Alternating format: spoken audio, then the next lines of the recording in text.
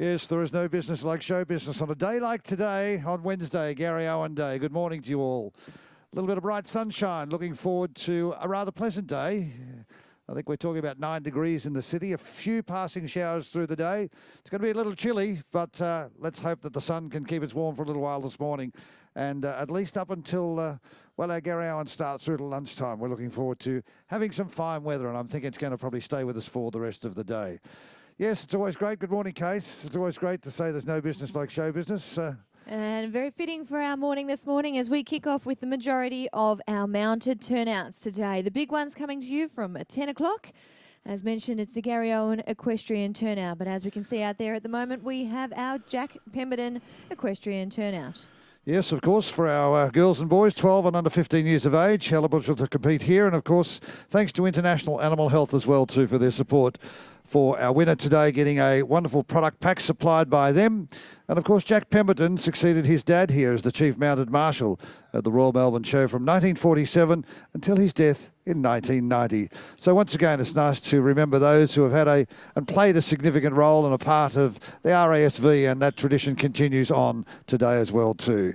So good luck to all our competitors, and all the very best to our girls later on when they come out in their quest for the Garryowen. Some young lady will write her name into the history books, and of course we'll have our best first year as well too. And looking forward to bring you all those highlights throughout the morning until lunchtime for our presentations. So sit back and enjoy. We're going to have a lot of fun today on this Wednesday of Garryowen Day here at Royal Melbourne Show.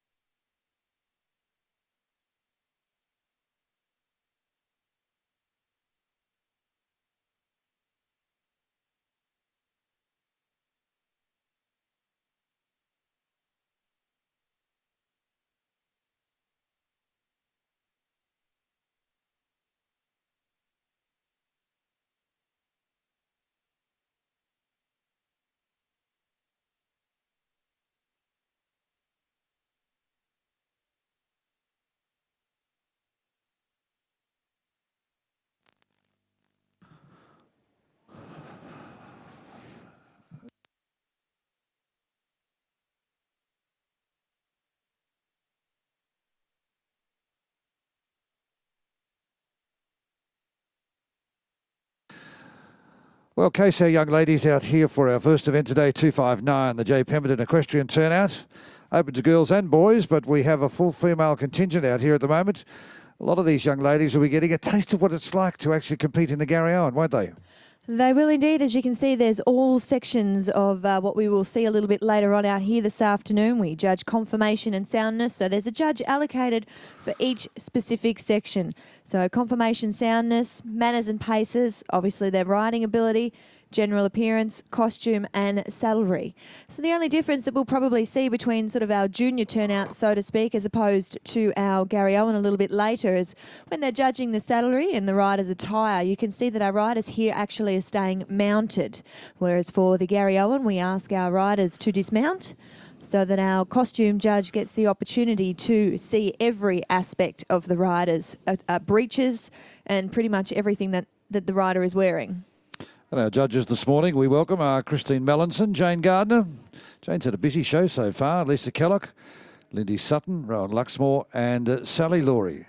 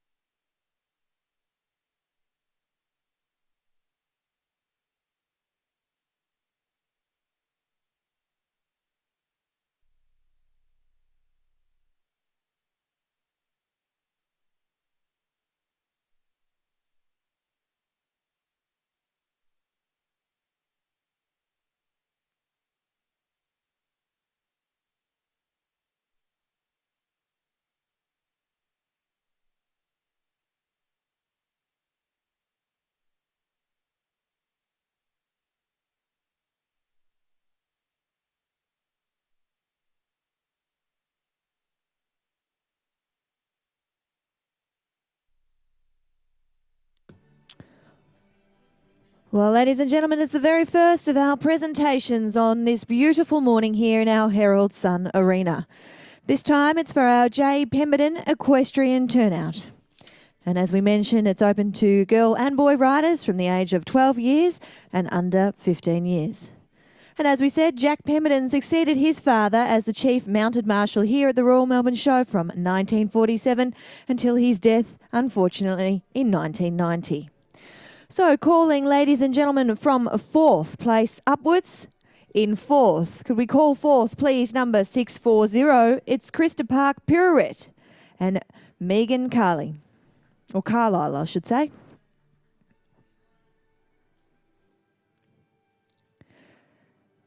In third place, to step forward, can we please have number 539, It's Christmas Day, ridden by Shaylin McNeil.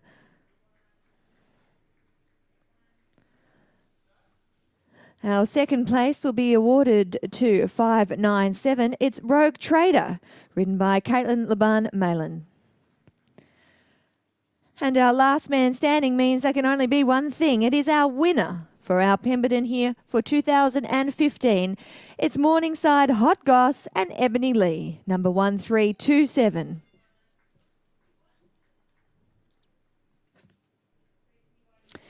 Again, we'd like to thank our friends down there from International Animal Health, as they've been wondrous supports throughout the Royal Melbourne Show so far and continuing to do so again today. So we thank you down there.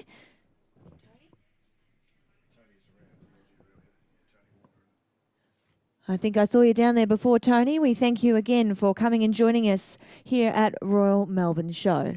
But at the moment, you can see all honours are being placed upon Ebony Lee and the horse Morningside Hot Goss. So congratulations again to the Lee family, taking out our J. Pemberton Equestrian Turnout in our saddle section here for our mounted turnouts.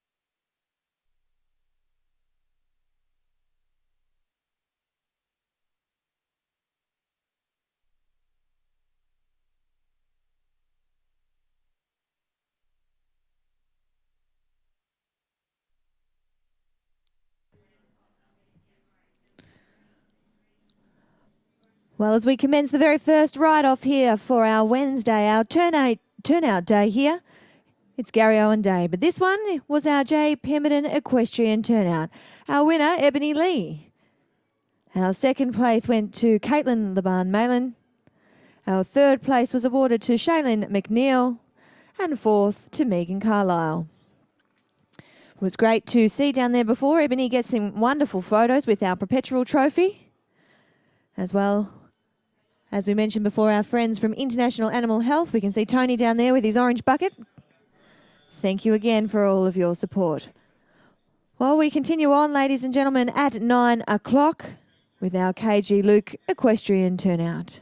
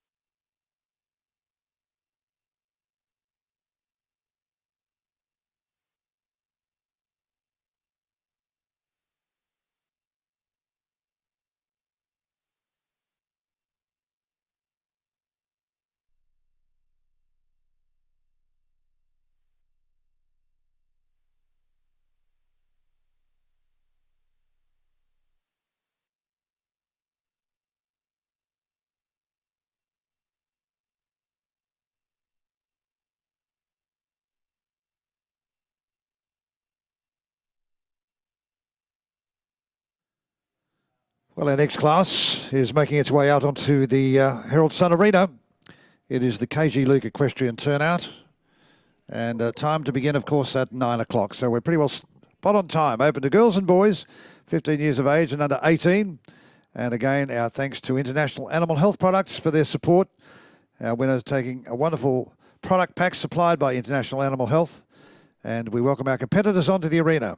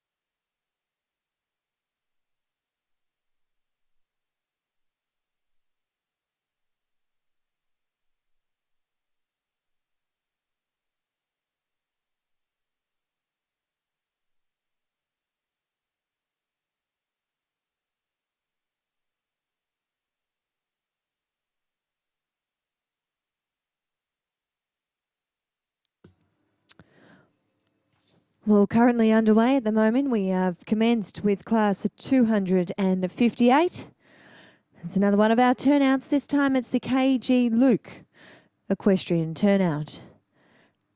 This class is open to girls and boys, of course, and that's for the ages of 15 years and under 18 years. So again, our winner will take home a perpetual trophy, an RASV sash, and of course our friends from International Animal Health have jumped in there with a product pack as well.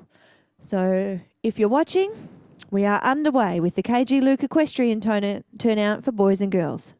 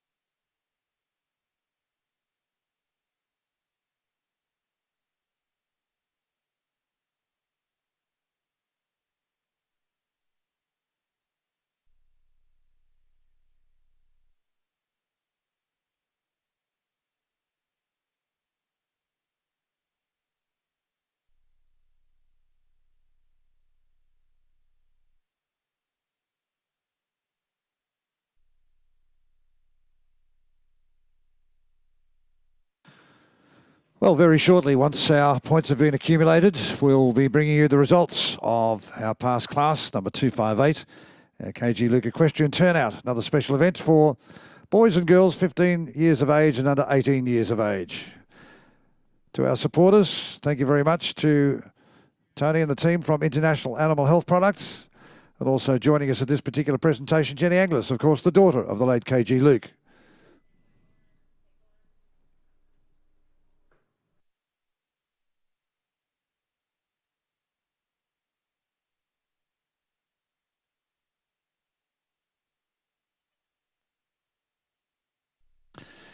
Our judges for this particular class were pretty well the same as we had in that class earlier on.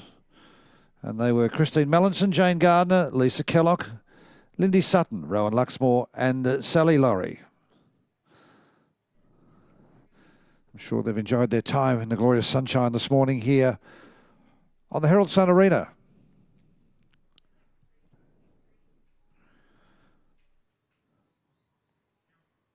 Day 5 of our Royal Melbourne show. How quickly it gets away from us. Of course, we're heading towards 10 a.m. with one of our feature events. Of course, our Garryowen Equestrienne Turnout. Exciting time for many of our riders. We have some 37 riders competing and 10 first years in our Garryowen for 2015. So we wish them all well. We wish our first years the very best of luck. And of course, not only do we have some past winners joining us again, but many of the girls that have been out here and tried before, maybe it is their turn this year.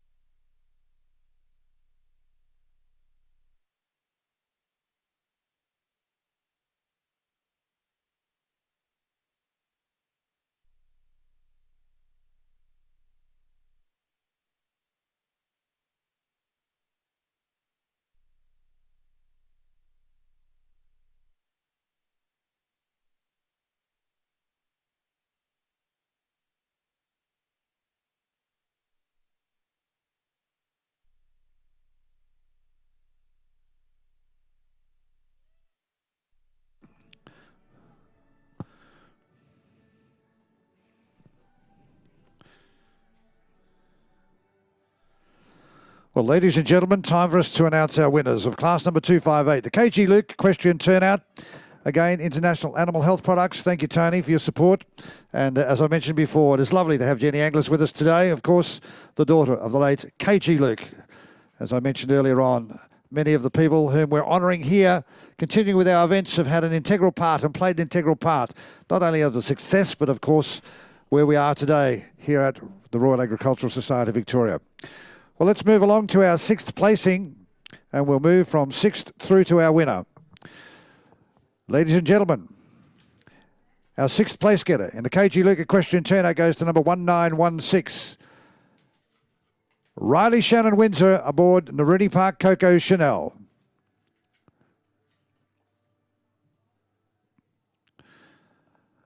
We'd like to invite forward our 5th place getter. It goes to 1824. It's Alexandra Jones from Wyong Creek in New South Wales aboard Toy Story. Our 4th placing goes to number 1165. It's Bryony Lee aboard Silkwood Sublime. Our 3rd placing goes to 751, Tess O'Connor, and Tess is aboard D'Artagnan from Seaforth, also in New South Wales. Our 2nd placing goes to number 1024. Brooke Wheeler from Hill End, Victoria, aboard DP Revenge.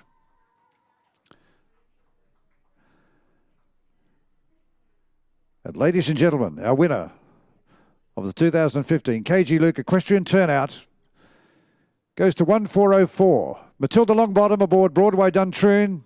Matilda from Toorak here in Victoria. Matilda, congratulations. We invite Matilda into our little avenue of honour. She gave her horse a little cuddle on the way through. Broadway Duntroon. He's been a real gentleman out there today.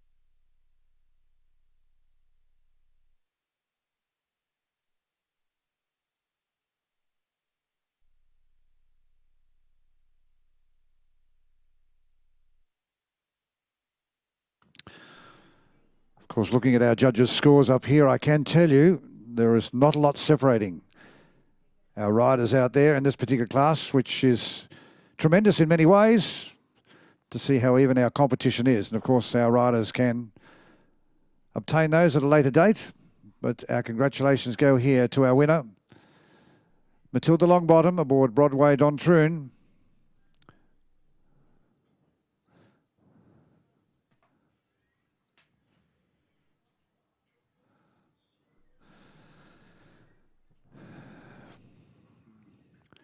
And the little prize pack is making its way out there from International Animal Health. Mr. Tony Warner. Thank you, Tony. And assisting us again at this presentation was Jenny Anglis, the daughter of KG Luke.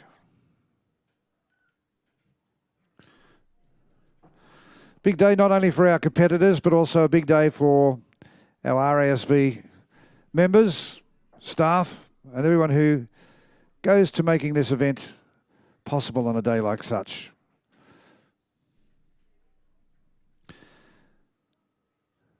We'll invite our mounted marshal to take them on a lap of honour, ladies and gentlemen and boys and girls. Love you to show your appreciation for our top riders here in the KG Luke Equestrian Turnout.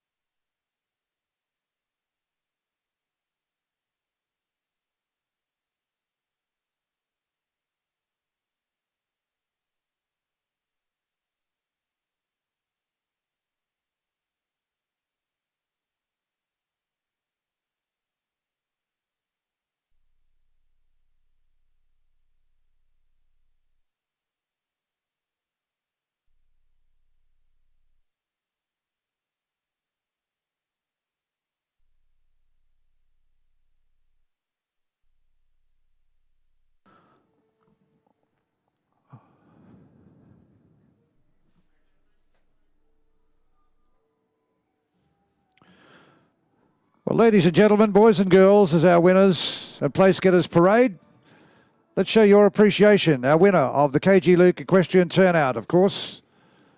Our winner here is number 1404. Matilda Longbottom aboard Broadway Duntroon. Second placing went to Brooke Wheeler aboard DP Revenge, number 1024. Third went to Tess O'Connor aboard D'Artagnan, number 751.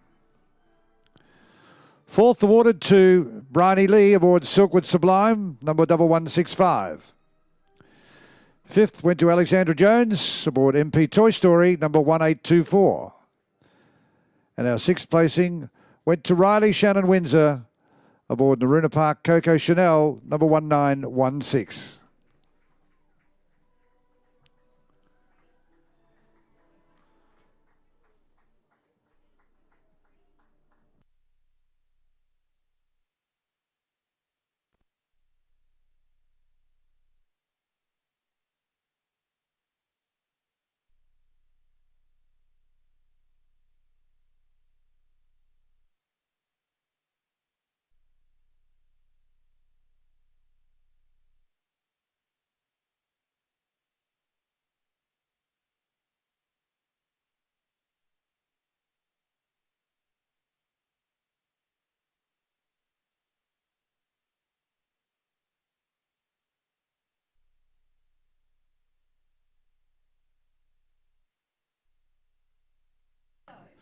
Well, we're about 15 minutes away from our feature event of the afternoon and morning. In fact, we'll probably go into the afternoon just, I would think. But our presentations also will be around about 12 o'clock. As I said, 37 ladies will be vying for the honour of writing their name into the history books as the 2015 Garryowen winner, of which 10 of our ladies, of course, being first-year competitors. We wish them well. All those highlights, all that coming to your way in about 10 minutes here on the Herald Sun Arena.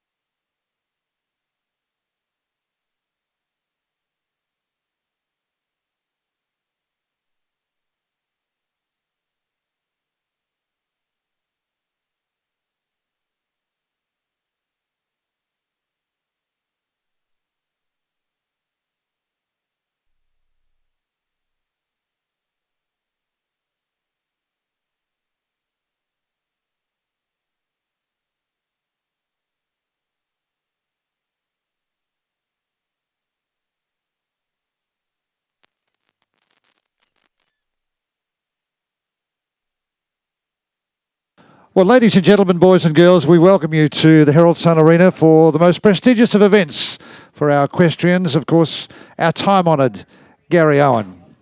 As I mentioned a little earlier on today, we have 37 competitors, of which 10 of them will be competing for the Garryowen for the very, very first time.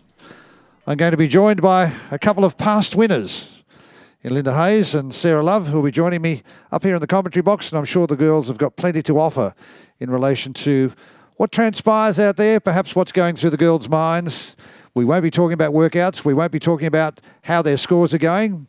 And the only time you'll be finding out about scores will be when we will be announcing the winner at our presentation. So everything is being held in abeyance to keep that little element of excitement. Welcome, ladies, as I'm about to talk a little bit about Violet Murrell for those people out there who aren't familiar with the name Violet Murrell. And if you've been under a rock somewhere and not involved in the equestrian world, I can probably anticipate that you don't know a lot about the story of Violet Murrell. But for those of us in the equestrian world, Sarah Love, good morning to you. Good morning, Rob. Did you get excited this morning? Oh, especially when I was in bed at 8 o'clock and listening to all the cars, excuse me, leave the motel at 4 o'clock this morning. I was very excited. Okay, knowing full well I don't have to get up and get prepared. Oh, thank goodness for that. I'm too old for it, been there. But, oh, look, the girls are all excited. It's a terrific day, unlike yesterday. Linda, welcome. Well, welcome to you. What's the feeling like not being out there? I don't know. I haven't processed it yet. I was disappointed that my horse couldn't make it, but in the same token, the honour to come up here and still be part of it is wonderful. I know the girls, I walked through the stables this morning, they were all extremely excited. All little mishaps that go on the day, but hopefully all goes well and they've got the sun shining. It is a little bit like that, isn't it? Mishaps. There'll be staff. When I say staff, it'll be families and friends running around frantically trying to get things in order. Let me introduce our judges to you, and our confirmation judges, Rowan Luxmore from Victoria. Our mount today will be judged by Jane Gardner from New South Wales. Our riding judge is Lindy Sutton from Victoria. General appearance is Sally Laurie from South Australia. Saddlery will be judged by Lisa Kellock from Victoria. And our costume, Christine Mallinson from Victoria. We're going to take you on a journey through all those attributes as to the final points tally. Our first lady out this morning is Bryony Randall, or formerly known as Bryony Payne to many of us, who's aboard a horse called Entourage.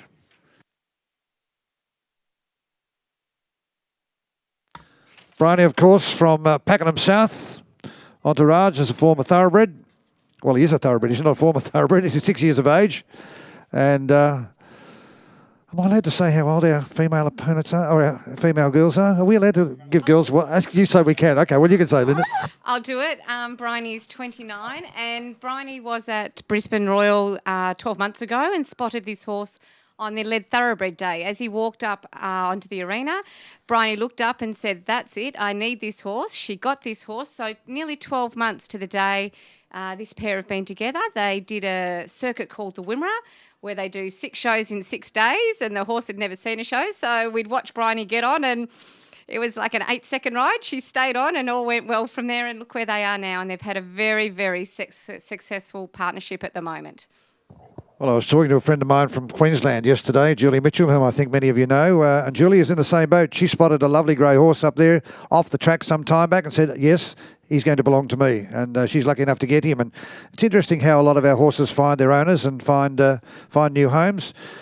She's been competing in the Garryowen 4 times, and let me tell you a little bit about Bryony. In relation to her successes, she's had a wonderful 2015, and it was a great story that you shared with us there just for a moment, Linda. Of course, she saw him up there at the Ekka at Brisbane, and fell in love with him up there as well too. The story of Violet Murrell, a very successful equestrian at country race meetings in a season during the mid-1920s. She won 17 events from 19 starts. That in itself is just absolutely incredible. Apart from racing, she competed in country shows, gymkhanas, show jumping, steeplechasing, point-to-points, hunting, and also hacking as well. She was also deemed by her peers to be the top female equestrian of her time. She raced at Flemington, Caulfield, Moonee Valley, Mentone, Epsom, and we did race actually at Williamstown. In 1929, a gentleman by the name of William Jones, a vet, an owner of a horse exporting business, gave Garryowen to her and commented that he selected this particular horse as he appeared to be very special and would be perfect for Violet. The rest, I think we know, is embedded in history. Well, we wish all our girls good luck today as they try to emulate. We've got a few past winners out there, girls, too, today, of course, so it'll be interesting to find out. We've got Casey downstairs. She'll be having a little chat with a couple of our equestrians as they finish their workout. And I'm just wondering how the nerves will be for our first years this year. And our more experienced riders, I dare say they'd be buzzing too, Sarah. Oh, look, everybody's just extremely excited. And this year we have 10 first-year competitors, which is terrific. The event's certainly growing, Linda, isn't it? We had, I think, 55 entries this year, which is terrific. I think the event is just getting better and better. I think the tradition and the girls are starting to realise that we haven't got a lot of things in our horse world that last forever, and it's one of the events. Like Sarah and I have both been lucky enough to win a lot of things in our riding career, but with this, if my mum ever went back to her T group and said my daughter got a place in the Garryowen, the T group knew exactly what we were talking about. And then to have the honour and the prestige of winning it, my mum was like queen for a day. She wore the garland, she took the sash, and she's gone into absolute royalty status with all of her friends at her T group. So well done. I'm going to ask you to share with me in a few moments' time because we have seen some magnificent garlands presented this year at Royal Melbourne Show. And the garland for the Garryowen this year is absolutely brilliant. And I know you've got a little photo on your camera there as well, but adorned in all the glitterati of it, if I may say. Of course, it's white gardenias, of course, which is synonymous with the Garryowen. But there's a little brooch in there. There's a 1934 penny. And did you tell me there were 6 of them in there, or was there only 6 that she spotted? No, there's 6 pennies in there, which Philippa has resourced, I don't know where, but it's just amazing. She's also got an emerald cut brooch in the centre of the garland. And then just to do the garland up, she's had a handmade leather strap made up to clip onto the horse with coupling that can make it shorter or longer. The backing on the garland has been sewn twice, and the backing is as beautiful as the front. She's got little birds, little, I think they're ceramic or maybe metal, little birds in there, and gardenias and flowers that you touch that actually feel real, and there's the 6 pennies. And looking at it, every time you look at it, you see something so different. I mean, I want to go back in this event to win the garland now. It's like game on. It's just beautiful. Well, actually, my daughter went down and had a look at it the other day, and she said, Dad, you're not going to believe it. She said, there's a 1934 penny in there. And I'm thinking, well, I was just saying to Philippa beforehand, did you see any 1930 pennies when you went to the coin collectors? Because they're the ones that are worth hundreds of thousands of dollars. So she was close to it. She's only 4 years out. Well, the 1934 actually is the year that the Garryowen started. So that's where the history comes into the garland, and that's where I think Philippa has gone above and beyond to study the history, and again the leather strap coming in with the hunting. She's just, it's a magnificent piece. Now, talking of the hunting, Sarah, because the costumes that our riders are wearing out here today originated back, not before our time, but it was a fair way back in the 16th to the 1700s, and it was virtually a men's fashion scenario.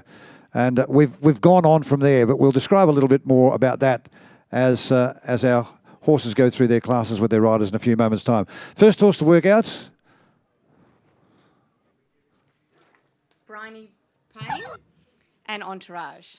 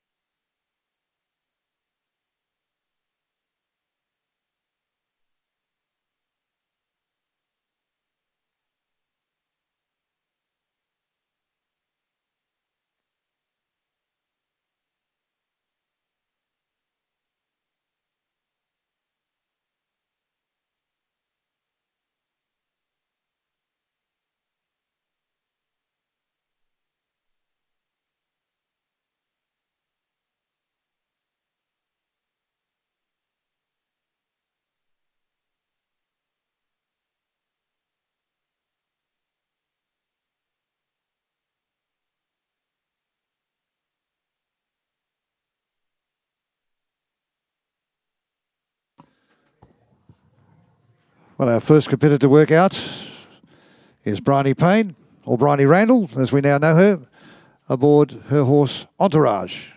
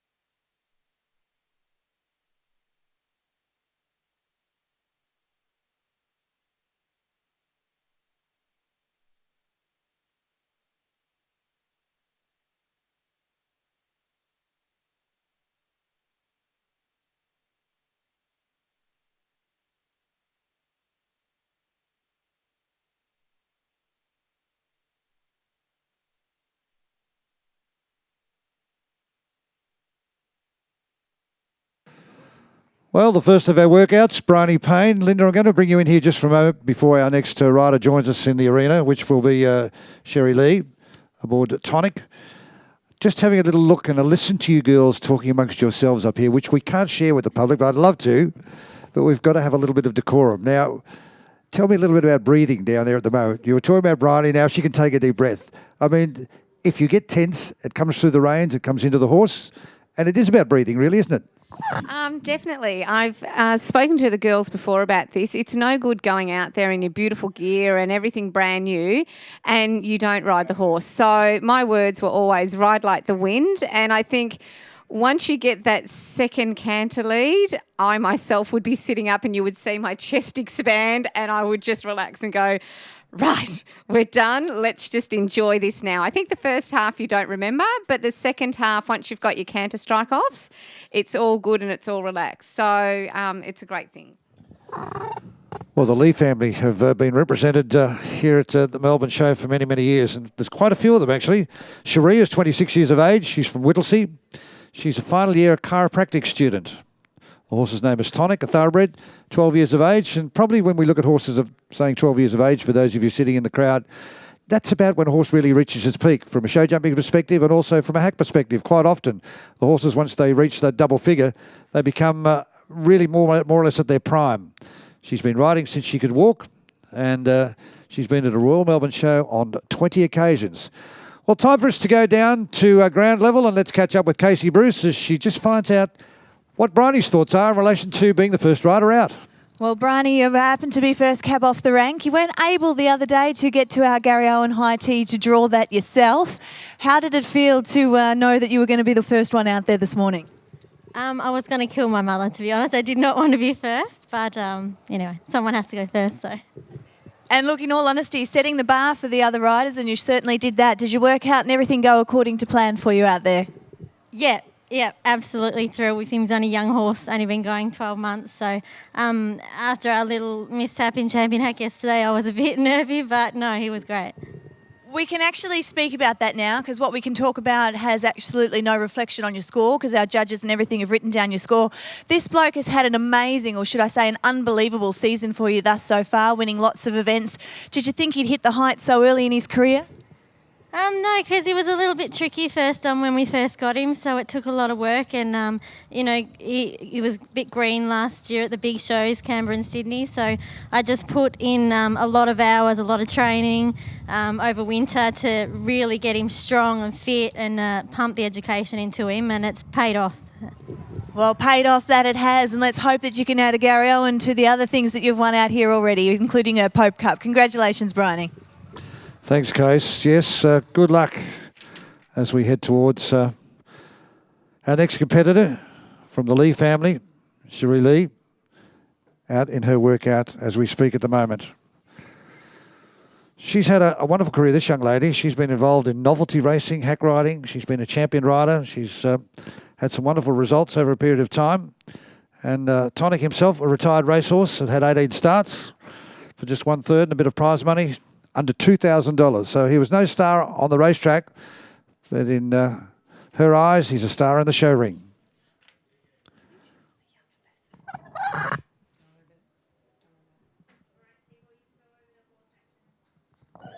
Actually, the interesting story about this fellow here, Cherie purchased Tonic as a Christmas present and has enjoyed numerous successes in their short time together.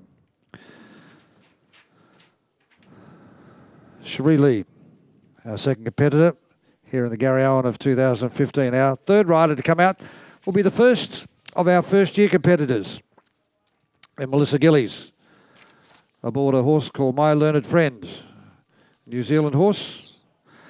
Melissa is 44 years of age. She's a barrister. And this is a warm blood. First time here as a Garryowen competitor. She's been involved in dressage and show jumping over a period of time. Has travelled virtually the length and breadth of Australia in the show circuit, which I think we're all guilty of doing.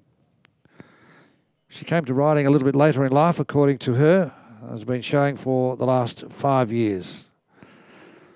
Horse that she refers to as Tiki came to her via New Zealand and was a successful show horse over there and dressage horse before she obtained him.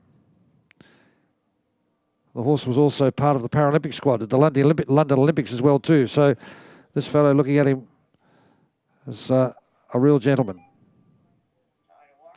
So we wish them good luck. Melissa Gillies, aboard My Learned Friend.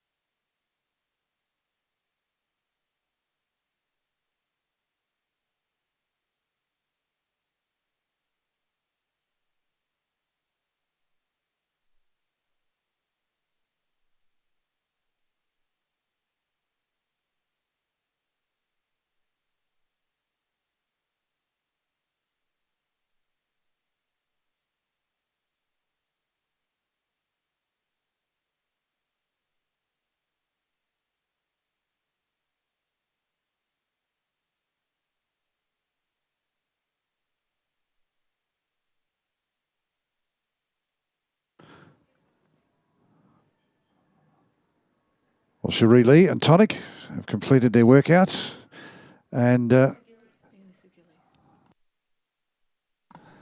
Melissa Gillies now completing her workout. The big chestnut, striking horse. Having a look out there, Sarah, at the moment, conditions today, probably at the best we've had for many years. We've copped wind, we've copped rain, we've copped all sorts of things. Our horses should be working at their best today. I know, it's absolutely, it's perfect conditions today. Most of these horses really have never seen a dressage arena like this, and it can be extremely spooky with the greenery in the corners. You can see the photographers up the top end. The judges on the edges. And so far they're coping very well because it's quite an unusual situation that they're put in.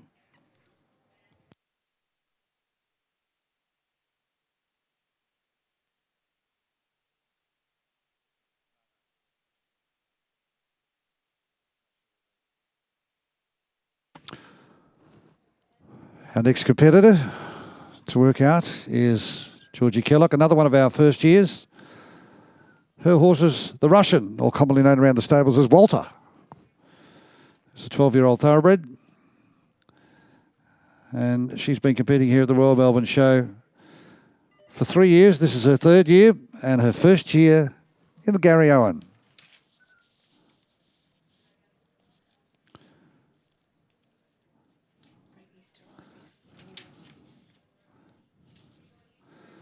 Actually, Georgie's just 18 years of age from Hawthorn East here in Victoria. She's currently doing year 12 at the moment, and she's hoping to do a little bit more dressage after school.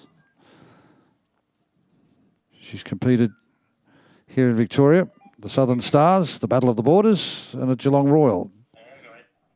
A little bit about her horse, Walter, or the Russian, and she's virtually said yes, he raced, but was not very fast.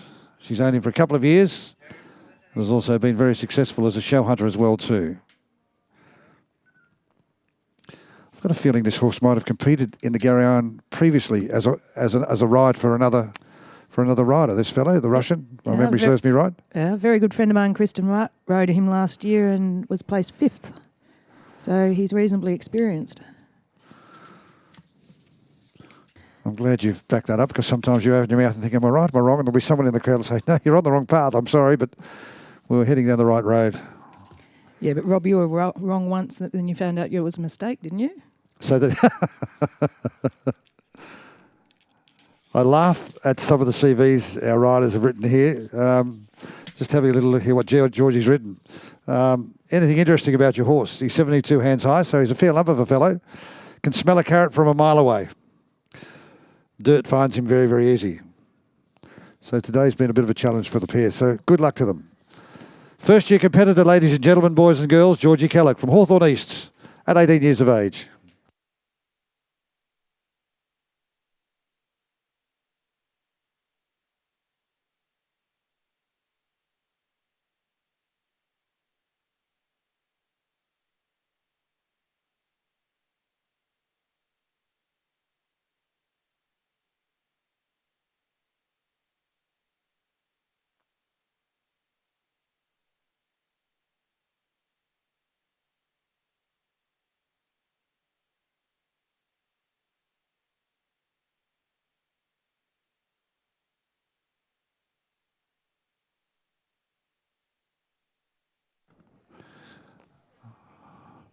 Well, our next competitor in the 2015 Garryowen is Amelia Skilbeck.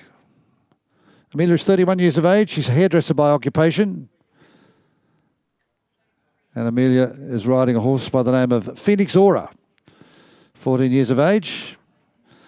She's been riding horses since she was 4 years of age, and she's been competing here at Royal Melbourne Show for some 6 years and has had 2 tries at the Garryowen previously. She's been involved at Pony Club and adult riding.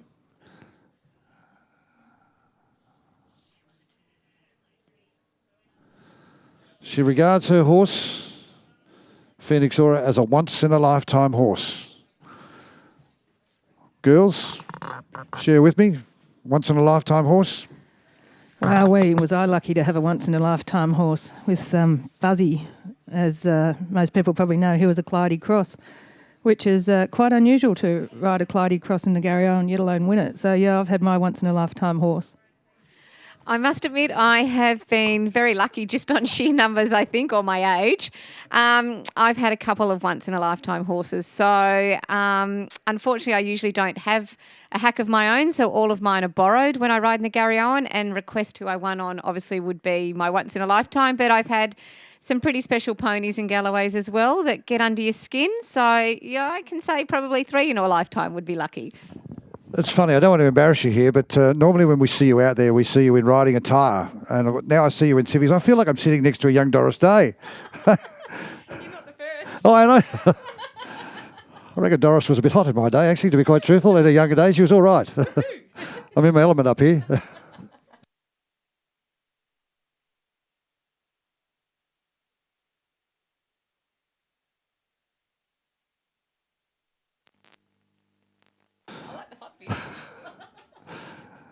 Actually, that's going to be interesting. Linda's going to sing and dance for us a bit later on. She's been practicing all the Doris Day moves.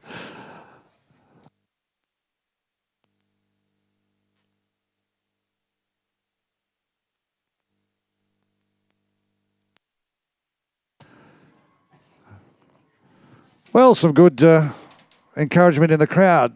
What's that feel like, girls, when you're out there and you finished your workout, or you get that little bit of a roar and a cheer from a few of your friends and family sitting in the crowd? Because it's hard yards. I'm not too sure what time you girls used to get up of a morning, but from my experience around many of the girls that I knew that competed in the Garryowen, it started well before daylight. You know, the hair, the makeup, all the rest of the gear. Sometimes 4 o'clock in the morning, life would start to be out here at about 10 o'clock. So I think the girls have actually got it easy because we started at our first heat was 8 o'clock in the morning. These girls have had to sleep in at 10. And to be truthful, you don't actually hear the crowd until you get blood back to your head and your ears. And it's about when you hit the track. And if they're clapping, you're thinking, okay, it felt good or it felt bad. But if they're clapping, it must have looked good. So it's a good feeling.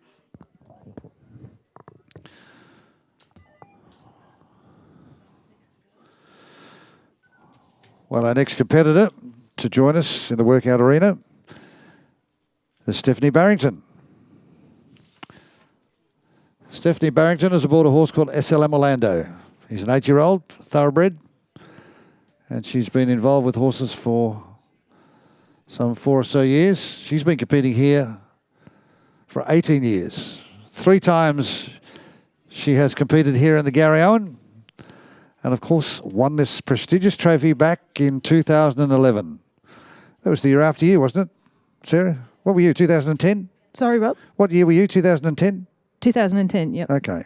And Linda was 2009. 2009, 2010? I came third to Linda in 2009. Well, there's a bit of trivia. Steph was 2011, so we've gone 9, 10, 11. Steph was the first time. And Stephanie was the first time winner in 2009 with myself. Stephanie Barrington and Doris Day. What a combination. Had the privilege of seeing this young lady around many of our royal shows throughout Australia. A very competent rider. And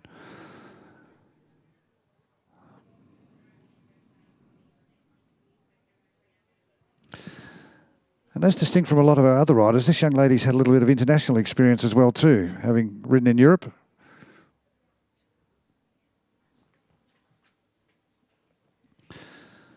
Been successful at Barristock, the Nationals, Royal Melbourne. It's interesting, this horse here, I can share with you girls. You talk about, and it's interesting to have a look at the moment. We've had one warm blood out here, but the majority of our horses out here have been thoroughbreds. With our off-the-track program from Racing Victoria, it's given these horses a new lease of life from being off the racetrack. This horse was the highest priced horse for a yearling. His racing name was Ingleby. Was purchased by Lloyd Williams. So I often refer to, when we go to a yearling sale or a weanling sale, you're putting your hand up for a 4-legged lottery.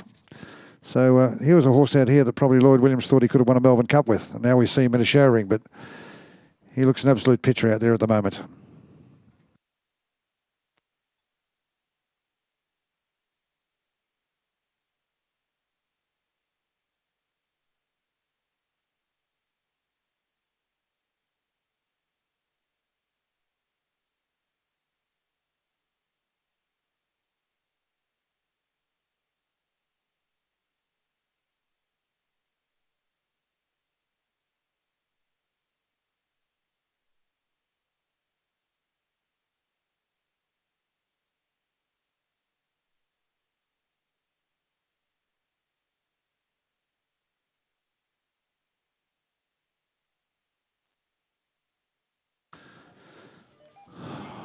Well, Stephanie Barrington, we'll catch up with her in a moment with Casey. a former winner, and we'll find out how her morning has gone and how pleased she is with her workout so far today. Our next competitor to join us in the workout arena will be Penelope Greenhill. Penelope, at 31 years of age, is from Balnarring here in Victoria. She's an interior designer. And the horse that she's riding here today is Coal Beach Party, a 9-year-old thoroughbred riding pony. This young lady's been competing here at Melbourne Show since she was 2 years of age.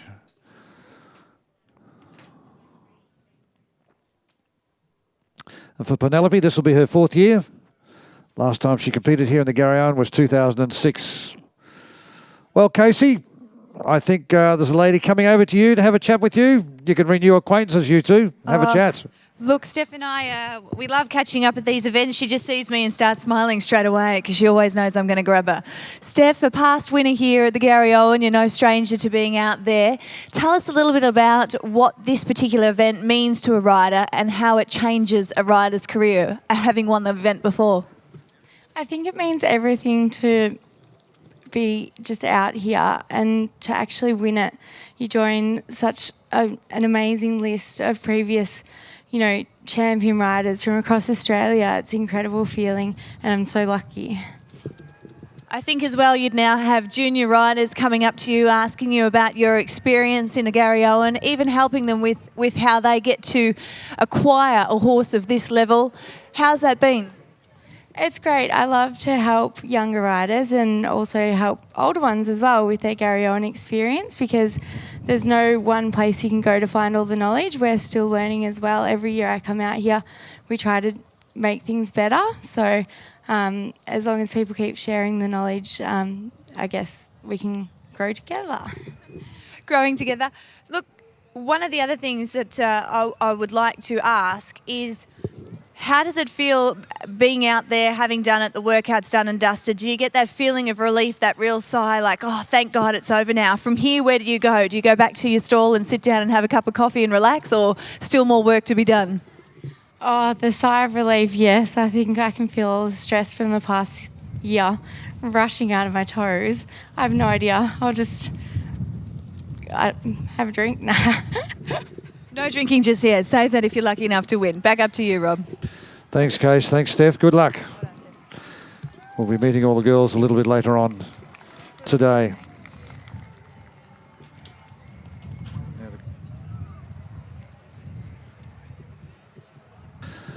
Well, Penelope Greenhill has just completed her workout on Coal Beach Party. And our next rider to join us will be Ali Berrick aboard France.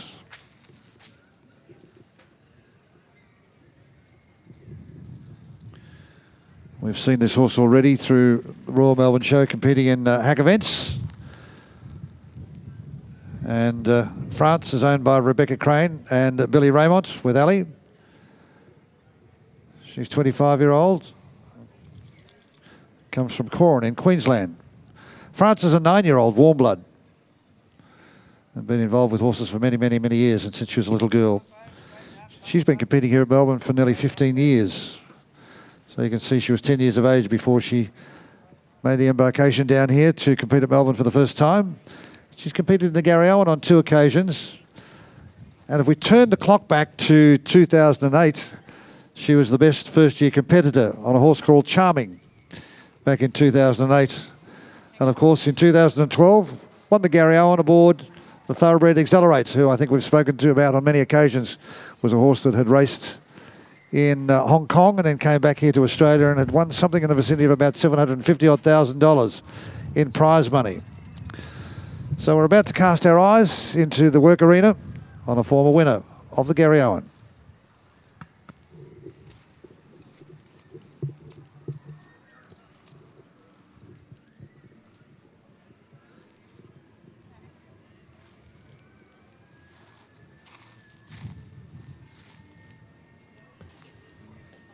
Things haven't really changed over the last 80 years of the Garryowen being held, but one thing that has changed is the style, not the style of horse, but the breed of horse. It used to be thoroughbreds through and through, Linda, you'd have to agree. And now we're seeing more warm bloods, show hunters in this event, which is great to see. Riding ponies, a bit of Arab.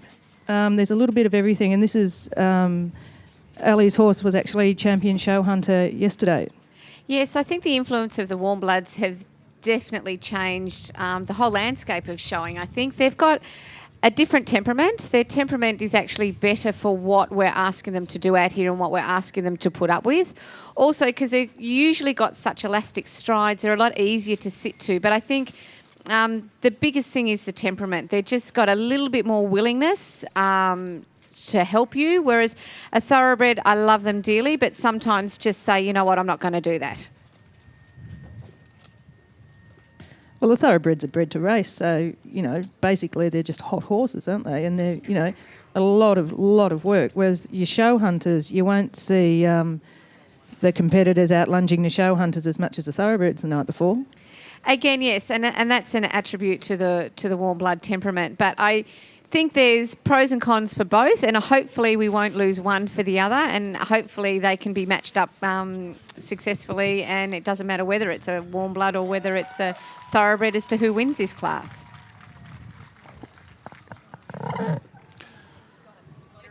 Well, you can read into that whatever you like. I know where you were coming from, Sarah.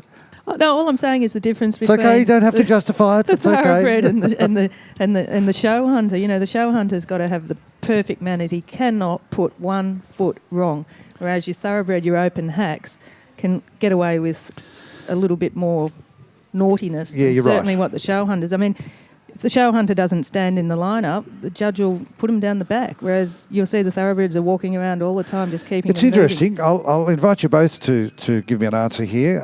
It's interesting when you look, from my role, I'm always looking in the mounting yard for a certain person down here with a microphone in a hand for a new hack somewhere along the line.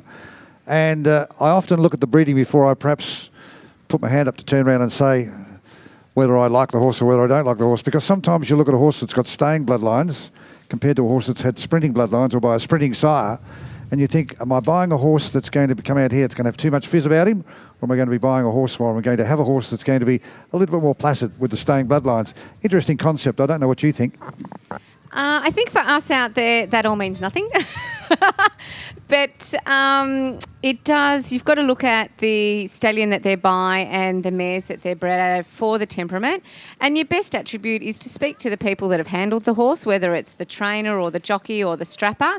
And you've got to have the temperament, because no amount of money or feed or time and effort is going to fix that once you're out there and you're sort of committed to your work. And it's much easier to feed something that already wants to work for you, and there are so many thoroughbreds out there that will do that for you. So, yeah.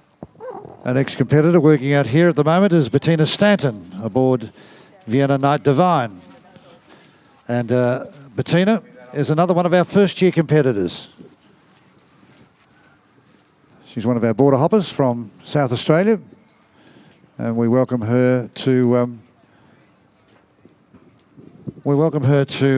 our Royal Melbourne show. In fact, this young lady, I think Casey's going to catch up with her. Case has got a little bit to do with this young lady. I think she's one of our off-the-track supporters.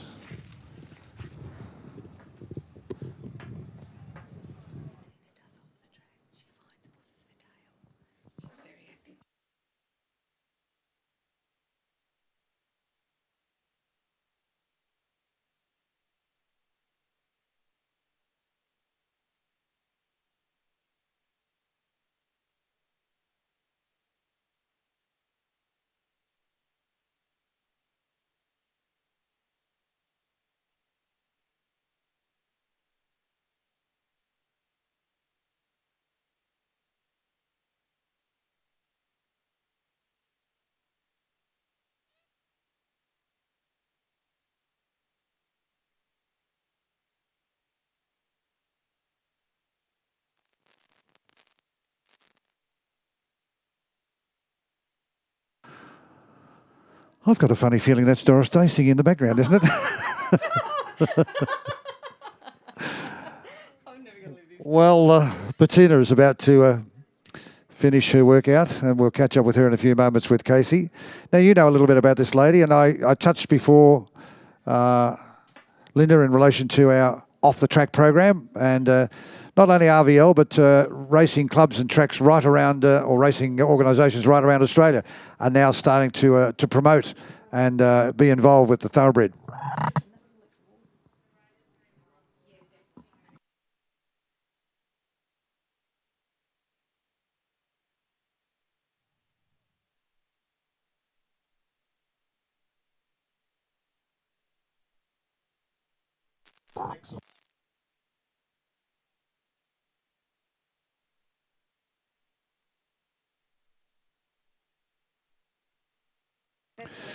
Well, we've got a little apology to make. Our run sheet up here told us that it was Bettina Stanton working out just a moment or two ago, and it was actually Alexa Ward. So the girls been able to pick that up here aboard OEH Eloquence. So our apologies to you, Alexa. As Sarah just said, we can only go by what we're given up here. But luckily, the girls up here are familiar with many of our riders to be able to pick that up. So well done, girls. Thank you.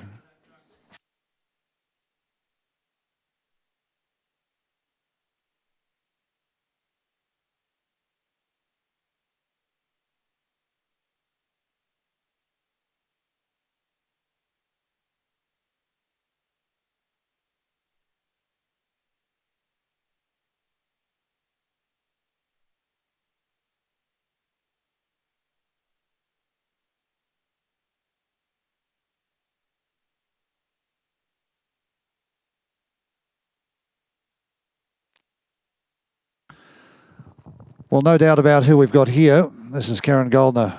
Karen from Horsewomen Victoria. She's a sales assistant from up there in the Wimmera. And the horse that she is riding here is Shandon Park Contender, a 14-year-old. This fellow's an Anglo. Not a hunting type, Sarah, I'm sorry. She's been competing here for 6 years and has been competing here also in the Garryowen on 6 occasions as well too. She has had great success at Adelaide, Canberra in 2012. This fellow is known around the stable as Mo. Loves licorice. It's the first time I've ever heard of a horse liking licorice.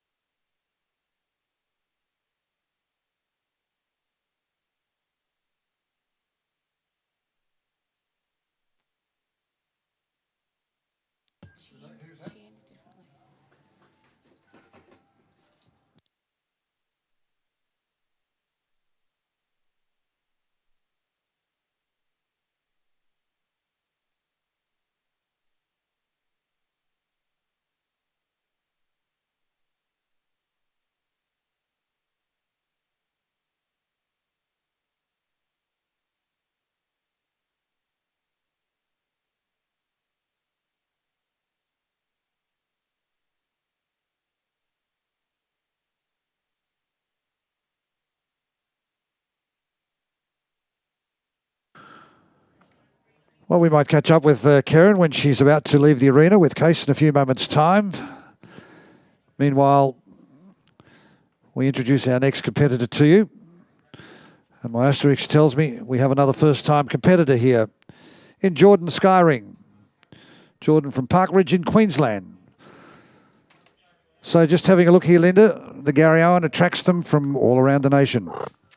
It sure does, and this little horse actually originated from Victoria, and Dale Plum actually had him, and then he moved on to Chris and Kelly, Chris Anderson and Kelly Webster, and then made the big trek up to Queensland. And Jordan is a beautiful young lady, and it's lovely to have our first timers out here and enjoying their ride, and he's looking sensational. All right, well, let's go down and join Casey once again. Well, Kieran, it's great to have you here. Obviously, a fantastic workout from your perspective. How did it go? Everything you wanted it to be? Oh yes, it was quite. Horse behaved well, and I got a little bit lost in my workout, unfortunately. But no, I was very happy with him. It's very hard to keep the nerves at bay for an event like this because there's so much emphasis put on the Garryowen and winning it. And as we heard at the high tea the other day, one of the pieces that Linda and even Sarah were up there speaking with, they said you nearly have to be close to every part perfect on the day to be able to take this event out. And it's very difficult to achieve. Yes, no, I totally agree. But to hold everything together and it's just about going out doing the best you can do on the day. Your morning this morning, we've started a little bit later this year. Tell us about the preparations and what went on for you. What time did the day start? Well, we started about 5, just my husband and I, and had a very small team, and that's how I like it. Small team, steady team, calm team. Best of luck to you, Karen. Talking about teams and the amount of people that we surround ourselves with, it's you cannot do this event on your own. Unlike an ag show, you have to have a couple of people with your horse, a couple of people to dress you. We have Paul Werhurst here, who's done a lot of girls' hair. He's a hairdresser in Melbourne, which is great. You just have to surround yourself with a massive team because as the rider, you really can't do anything with the horse because you're too busy getting yourself ready. Linda, how many did you have? We'll come to that in a moment. We're just having a little look down here at the moment as Jordan Skyring is about to leave the arena in a few moments' time. Another one of our first-timers. And then Annabelle Mulready will be our next competitor to join us. And Annabelle will be aboard DP Mayfair. All right, let's pick up where we left off. So I'm probably going to put a spanner in the works, but I probably, again, with experience and age, take this event very quietly, and I usually dress myself. I will usually have someone come in and check my gear, and Caroline Wagner always does the traditional stock for me. That's my tradition. And I've usually got one person doing the horse, and I will check it in between getting dressed. And I have my breeches are 60 years old, so they're on probably an hour to an hour and a half before this class starts to try and warm them up because they're like riding with cardboard. So I actually get quite mobile and I'll be walking around the stables checking the horse and his gear, and then I'll quietly go back, I'm already half dressed, and finish off what I need to do. And it's just really relaxed, I think. This is one event, Linda, that would be every husband, boyfriend, partner's dream, that you actually try and get second-hand gear. I mean, who wants to wear a second-hand ball dress to a ball? But this, everyone prides themselves on getting a second-hand saddle, second-hand girth, second-hand coat, breeches, boots particularly. You really don't want to have to go out and buy them because they're so hard to break in. Yes, so my boots came from my sister, Deborah Lovett. They were her eventing boots, and I saw them and I grabbed them, and I think I paid $20 and they were covered in mud. So they would be over 30 years old. Again, the breeches I've said were Leslie Walkinshaw's. They're 60 years old. My jacket is back to 1973 and I'm not sure whose that was. So the new things would just be my stock and my shirt and occasionally gloves. So yeah, a long time. All right, Ms. Love, I'm going to hand you that and you're going to say, no, you can read it. No, you can read it because you can understand your own writing. I'm not reading it, she says. Actually, she's gone to all the trouble to tell us a little bit about some of the clothing that is worn. And I know we've gone through this over a few years, but some of the gear, and it's interesting to hear you touch on that, Linda, before, about the clothing that you wear out there. Of course, it's very British, it's very English, and it's very much based on the hunting style. Can you understand her writing? I can give it a go. Okay, see how you go, because this is interesting. Stay tuned. Okay, hunting originated in the 16th century. In the 1970s, men's fashion called for a long, wide, skirted, embroidered coats, ruffled shirts, tri-corner hats and satin breeches. Gentlemen in the English countryside found the long, skirted coats well suited for hours in the saddle. Silken satin breeches were too fragile for the thorns and branches and weathers in the field, and the tricolour hats were too easily lost in the heat of the chase. And, of course, the mud. How could they ride with delicate fabric? So that is where I think that our wool and our heavy fabrics have come in. The English countrymen were the ones that brought in the heavy fabrics, and from there, that's where we've got what we've got today. It was just the lace and the silk just weren't holding up to the rigours of hunting. It's interesting when we have a look at yesterday, was probably a prize example last night with our hunt club teams out here. We got a fair bit of rain here last night, and you could see everyone was looking up and said, oh, those poor devils out there riding and all that weather. And yet you had a look at them, and the gear that they had on, of course, which you've just heard Linda talking about, very much not so much absorbed all that, but that's what it was designed to put up with, because when we're out hunting out in the fields, rain, hail or shine, we've got to have something that's quite competitive for it. Well, Rob, this is what this event originated from. So all these girls are in true hunting gear, as you saw the hunting people yesterday, and you'll see the trios this afternoon with their turnout. So it is true that it's 22-ounce wool coats, cavalry twill breeches, etc. I'll go through a few things later on. All right, our next competitor, another first year, as you can see up there on the big screen, is number 546, and that's Severn Park Tell All is the name of the mount for Sarah Dempsey. Sarah from Whittlesea here in Victoria is an assistant property manager. Horse is 7 years of age. She's a thoroughbred, and she's been involved in horses, well, virtually from birth, virtually.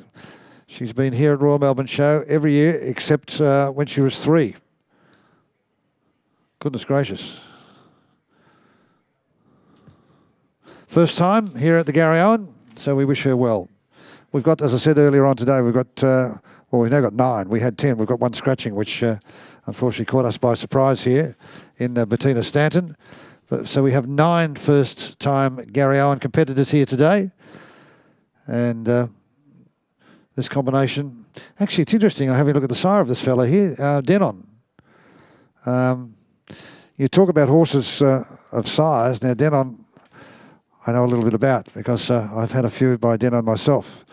He was a horse they brought out here to stand at stud, and he's one of those stallions that really has produced some good-looking hacks.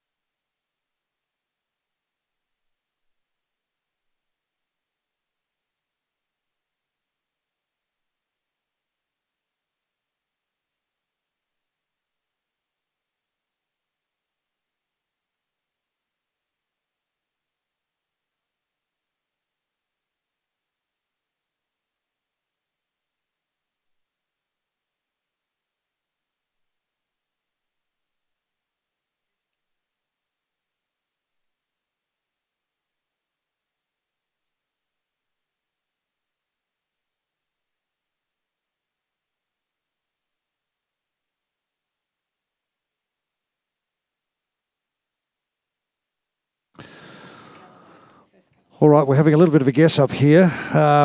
Compared to our running sheet, we are of the opinion that this is Rebecca Maddox, number 1769.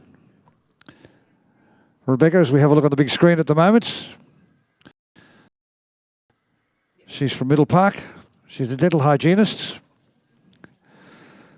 And the name of the horse is Constant Past Secret.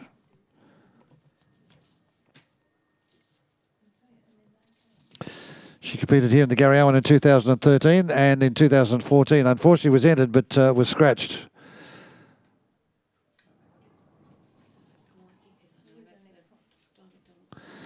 This horse, of course, was originally owned, I think, by Di McDonald. Yes, it was. Constant Park Secret, 13 years of age. So we've seen a little bit of him over a period of time.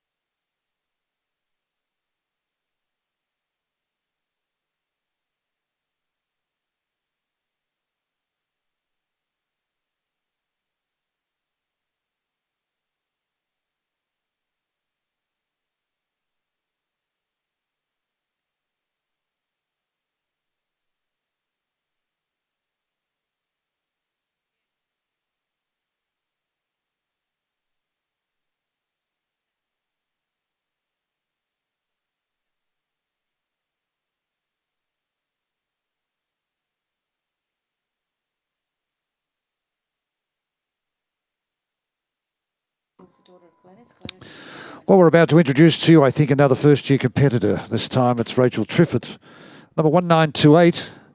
Rachel is aboard a horse called Da Vinci Code. Now, Linda, you can tell me a little bit about this pair. Yes, I've been lucky enough to watch Rachel grow up like all the other girls that are out there, and this horse is huge. I'm only 5 foot nothing, and he's massive. Yeah, and we're back on the Doris Day thing. Rachel is got her trainer's license and is currently training, and I think this is one of the horses that she's got off the track. She has the support of her mother, Glenys, who has actually been a former winner of the Garryowen, and her training is going very well. She's got some winners coming through her stables together with her husband, so we wish them good luck and hopefully they have a wonderful day.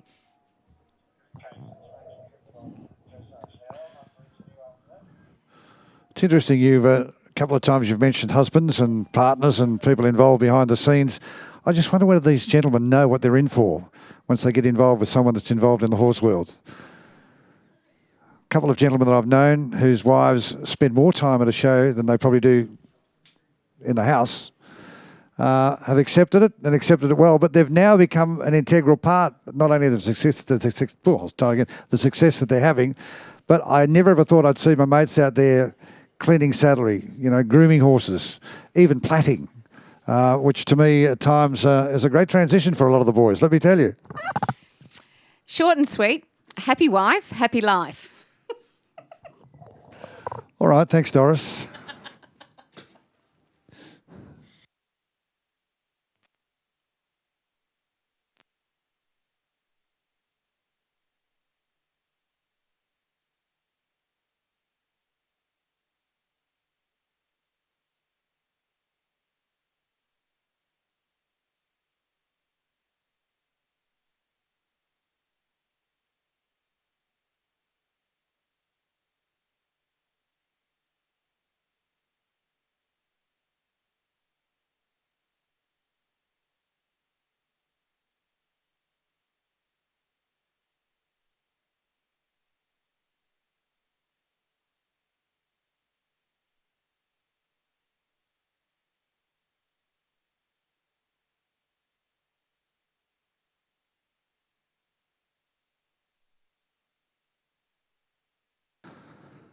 Well, I think we might go down to ground level very soon and catch up with our young lady that's coming out of the arena now.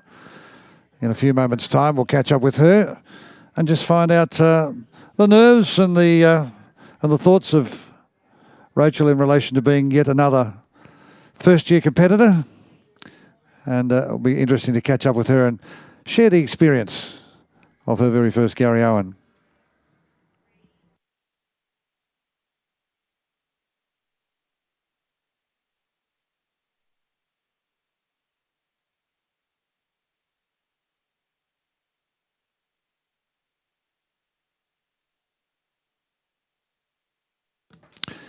Well, our next competitor to join us in a few moments' time is Kathleen Mullen.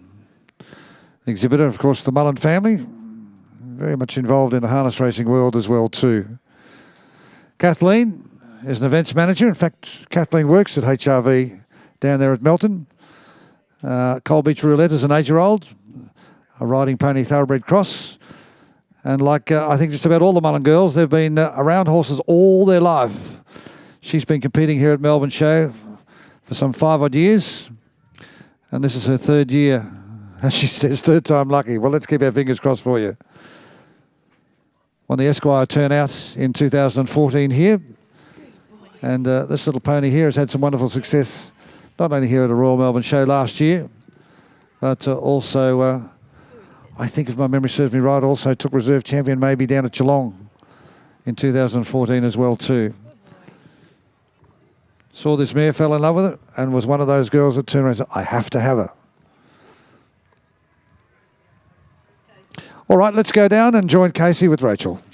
Well, it's great to finally get that monkey off your back, Rachel. First time out here, first time competitor in the Garryowen. Mum's won it before. Did you feel a little bit of pressure there? Yeah, certainly. I think being MJ's first Garryowen as well, it's actually his first Royal Show, so it's a massive ask for him to come out with the atmosphere and all the different gear on and work as well. I have actually quite a close relationship with this horse. One of my best friends, Paula Heffernan, who's another racing background, a lot like yourself, had him before. So I've watched him pretty much from his days transforming from the track to now getting to see him to being a show horse to compete in the Garryowen. And he seems to have taken it in his stride out there. He seems a horse that works very freely and very kindly for you. Yeah, he is. Once he's up and working, I knew if I got him on the arena, he would be good. It's just the standing around, things that he has to learn, he's not great at yet. How is it to try and rehome a horse that's come off the track and then retrain them? I know Paula did an instrumental job with this horse, but you yourself being a trainer and getting horses off the track and things like that, is it really difficult to be able to teach a thoroughbred to come off the racing industry and then to do something like this? Yeah, it is certainly. It depends a lot on the horse. The thoroughbreds are generally very hot animals. If they've got a great temperament like this horse does, he's just still learning the few little things, but they are very athletic and generally very trainable.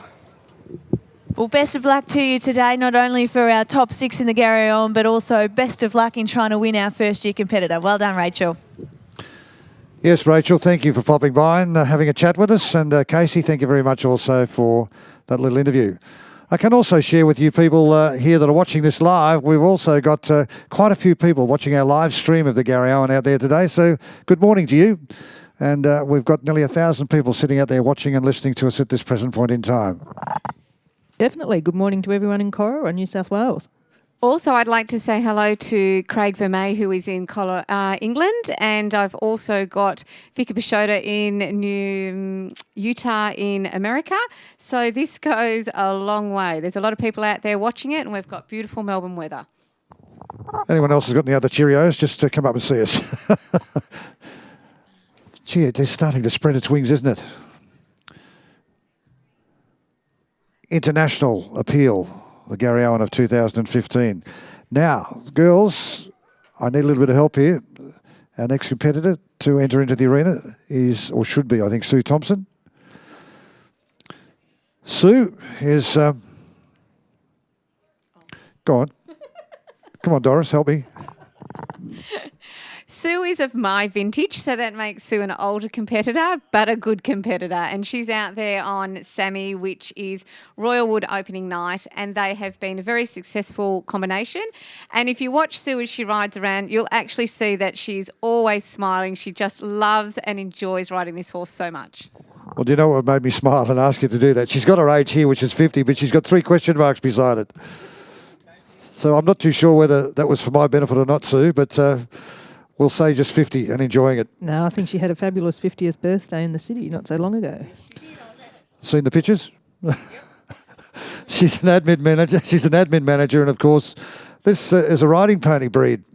6-year-old, And how long has she been competing at Melbourne Show? Too many to remember, as I am so old. I think you're a bit hard on yourself, Suze. This may be, I think, about her 10th or so, Garryowen. And she was actually placed here in 2012, riding a horse who you girls would probably remember, Concerto. This Galloway was champion Galloway on Monday, I believe. Yes.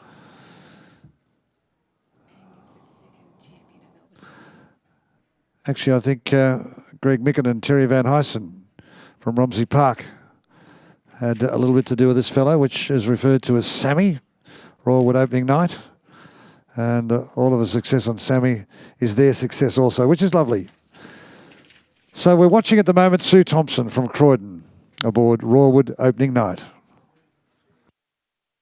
Linda, getting back to the costume, can you explain to everybody how hard it is to ride in this outfit? We get maybe 3 turnouts a year, one in Sydney, which obviously is not as hotly contested as what the Garryowen is, and also one in Adelaide, which was last week.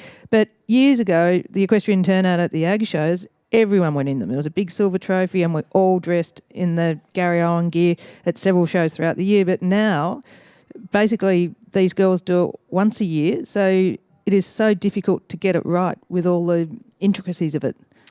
Yes, I agree, Sarah. And I think a good lead up for this Royal here, a lot of the girls will do Adelaide Royal and have a bit of a feel and see how they're going. I know I've helped get 2 competitors that are out here today get ready at Adelaide, and you do a run through. But I think the biggest thing that the competitors have got to take away is, yes, you need the gear. Yes, it needs to fit, but you've got to be comfortable in it. You've got to be able to ride in it. Otherwise, it's no point. And the big thing is you've got to ride your horse in spurs. A lot of these horses aren't ridden in spurs, and then for the day, all of a sudden there's spurs in their side and it doesn't end nicely. Yeah, but we're trussed up like a Christmas turkey, really. The boots are so tight on your leg, you can hardly feel your toes. The breeches are pure wool, which we never ride in, ever. We're all in elastic, synthetic. The coat's as tight as tight. The stock, well, that's just about breaks your neck. The good side of it is that for me, I actually sit up straight and I don't look down because my stock's holding my head up. Yeah, well, you can't do anything else because everything's so tight. It does make you sit up straight. And look, I love getting in my Garryowen gear. It's like, I think, going out to a ball or a formal function. You do, I think, just feel that little bit more special on the day. Actually, Sarah used to share with us a lovely story up here every year about how you got your boots on and off. And I don't know whether you've got that little bit of information for us this year, but an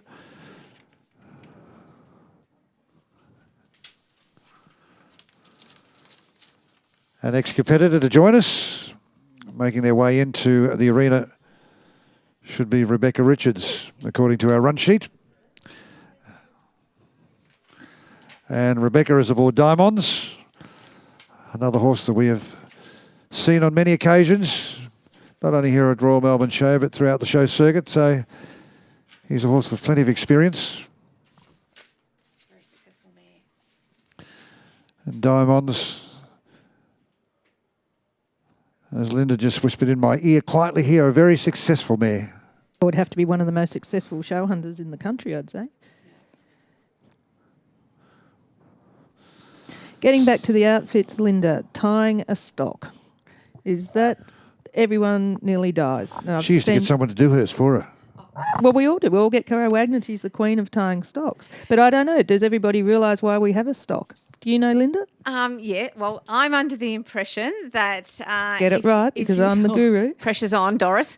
I'm under the impression that if you fall off, you can use it for a bandage or tourniquet or something like that.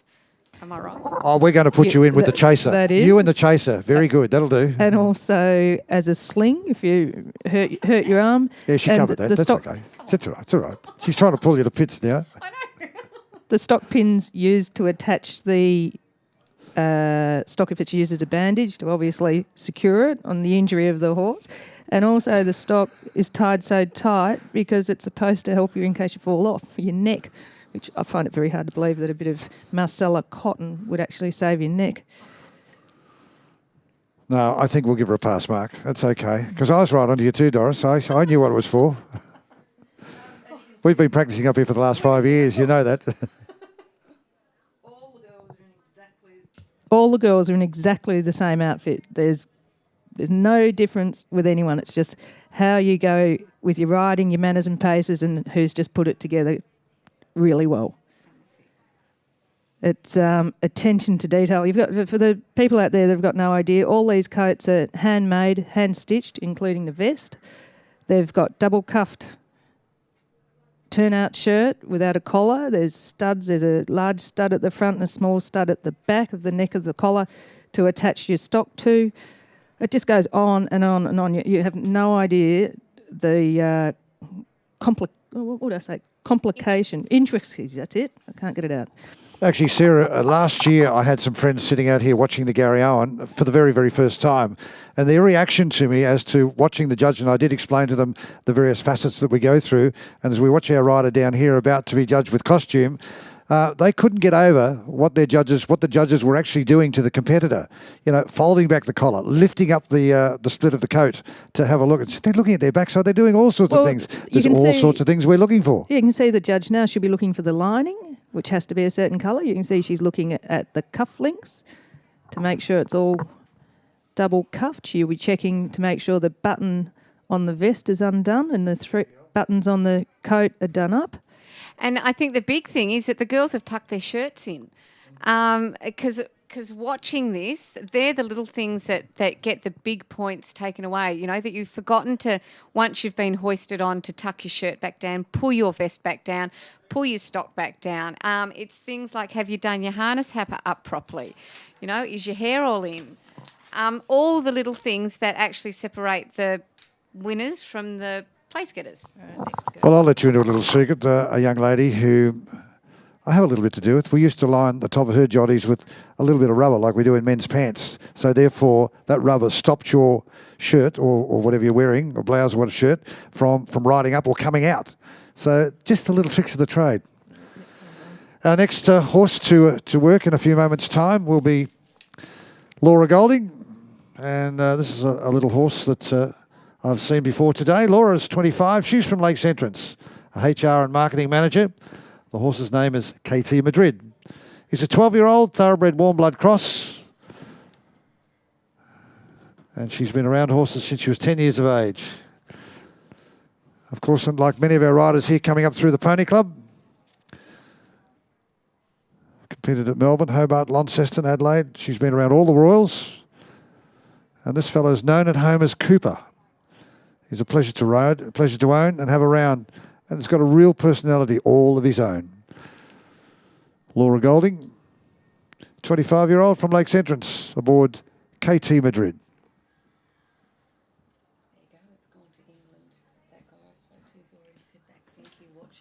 Oh, you're joking. Well, gee, this is incredible. I'm just having a... Can I look over your shoulder here? You've got your iPhone out here and... So we are actually live and it's gone through to England, and we've just had people come back and say some very positive things, which is just amazing. Like, this event is international, and look at the weather we've done. Like, it's fantastic. Actually, I love the little bit at the top there. You are doing a good job, Doris. So someone's picked up. It's always nice to surround yourself with people who have been there and done it. And...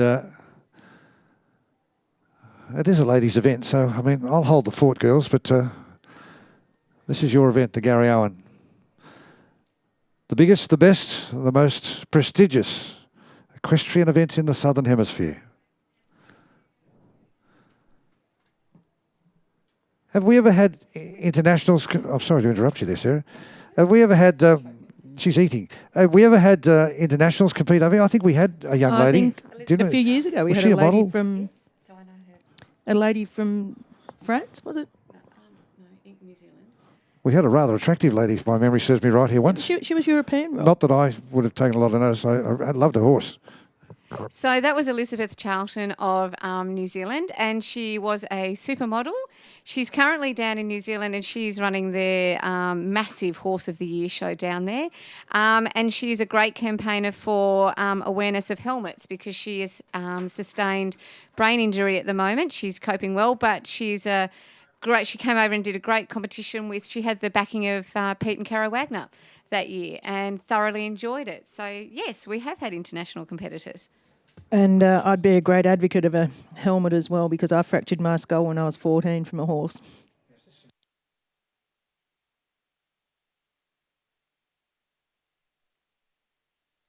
Once again, we introduce another first-year competitor to you, and it's Samantha McMaster, young 19-year-old from Loxley. She's a university student, thoroughbred here, and the horse that she is on is SLM Mercedes.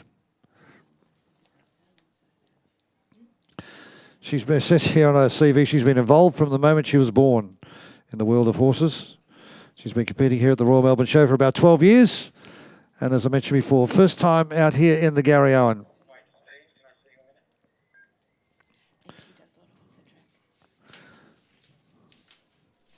I think they refer to this fellow as Darcy. SLM Mercedes is the stable name for him. Lovely horse. Likes his routine. And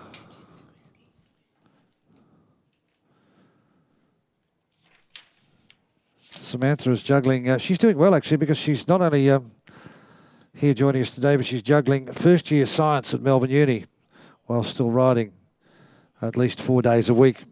So it's a big commitment, girls, from the equine world, to be able to, at that young age, to be able to make a career for yourself and still be able to get a horse up to the preparation of what we're seeing here today, because it is all taking time. Absolutely, and this family has been in showing and around horses for a long time, and again, the girls have been riding for as long as I've known them. And the credit to their mum does a lot of hard miles, and the girls put in hard. They do a lot of off the trackers and are very successful bringing them from the racetrack into the show ring. So a job well done, and I hope she's enjoying her ride out there. Well, she's another young lady we probably should try and catch up with, Case, just to forewarn you down there. Our first year competitor here aboard SLM Mercedes, number 570, Samantha McMaster.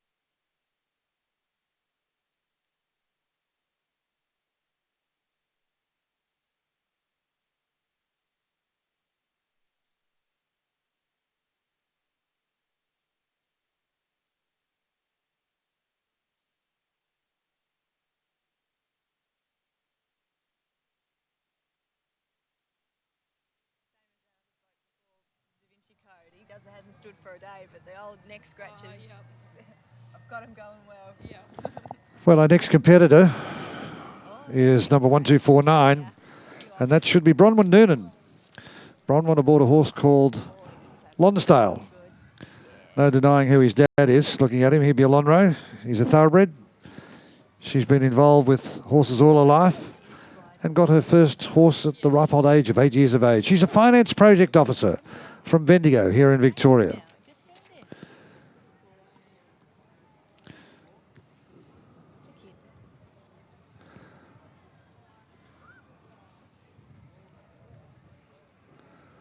Saw this fellow at our Summer Royal down at Werribee Park earlier this year, and was the supreme thoroughbred down there, and was best in show at Melbourne Royal in the inaugural year. All right, we'll go down and join Case at the moment. Meanwhile, working out in the arena in a few moments, it's Bronwyn Noonan aboard Lonsdale. Well, I was going to say to Sam, how does it feel being a first-year competitor? But I think I've just put her horse to sleep here by a little scratch on the neck. First year out, would have looked pretty good, Sam. I was watching your workout. Was it everything that you wanted it to be? Yes, I'm very, very pleased with him. He was really good and handled the atmosphere very well, and yeah, I'm just so happy. They say potentially, I'll ask you this question, on a lady's wedding day, they tell you to make sure you slow it all down, take it all in, breathe a sigh of relief.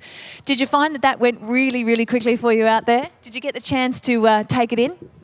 I think I did. I tried to take a deep breath and take it in, but it did go very, very quickly. I feel like it's all over very quickly, but it was good.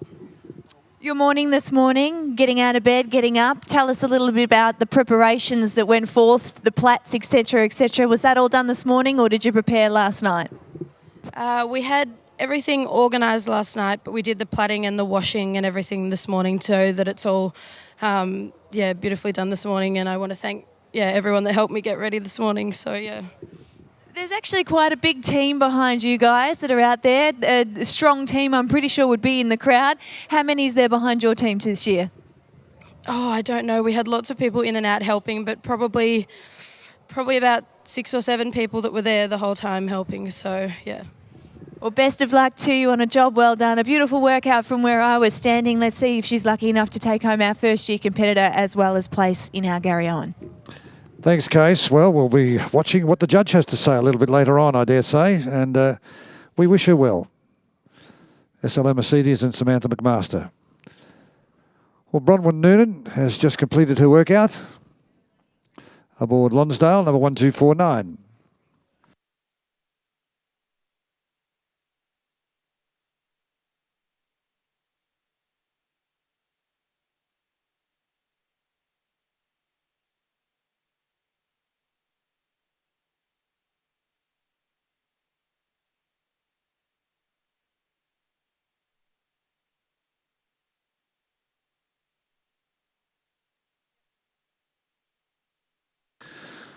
Well, just doing her warm-up and about to enter the arena.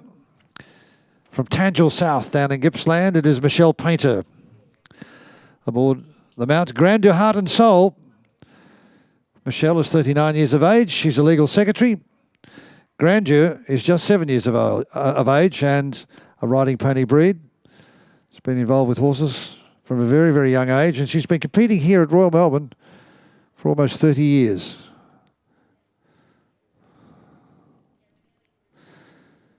Now, it is too. I was just having a look at 30 years of age and been around the horse scene for a long time. This is her first time in the Garryowen. So Michelle's been around for a lot of years, and they've concentrated on turnouts and also the open ring. So she's now feeling confident and got the horse. She's usually had ponies or Galloways, and she's now got the horse to give it a go out here. So let's hope it all goes well for her. Well, can we also say, Michelle, happy birthday? Because every time she comes to Melbourne Show, it just so happens that her birthday is during Melbourne Show. And she won her hack class. Gee, you're up to date with things, aren't you? Her birthday falls during Melbourne Show each year, and this year was on Monday when Connie, which of course is her horse out here, that's the stable name, won her class. I'm glad you came, Doris. You're a wealth of knowledge, you really are.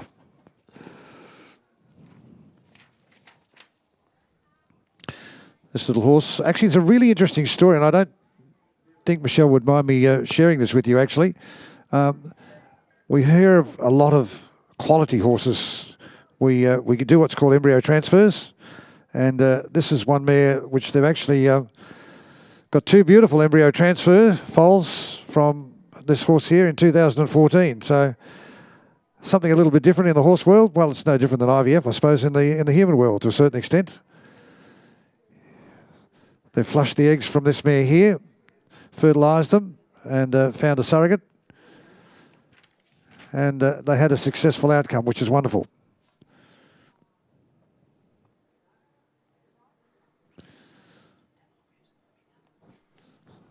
Something we can do in the harness racing world, but we can't do in the thoroughbred world, unfortunately.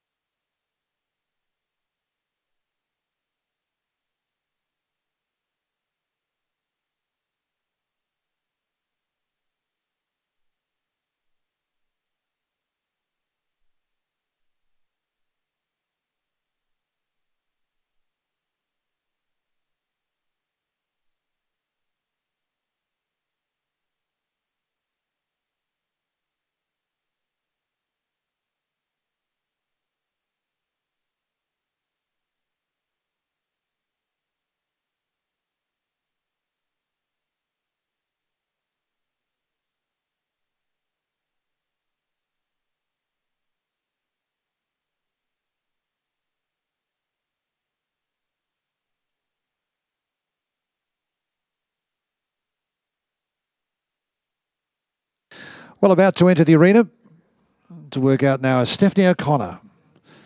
Stephanie aboard a horse called D'Artagnan, a warm blood thoroughbred cross, 13 years of age. No, sorry, 6 years of age. And for Stephanie, first time here at a Royal Melbourne show, first time in a Garryowen Equestrienne Turnout. She's done a lot of dressage at pony club level, at low level. But she's had some reasonable success in adult rider classes and in hack classes in 2013, 14, 15. In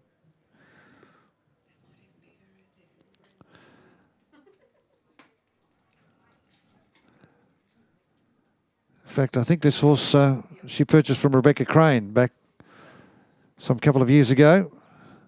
We saw this horse compete quite successfully up there in Queensland.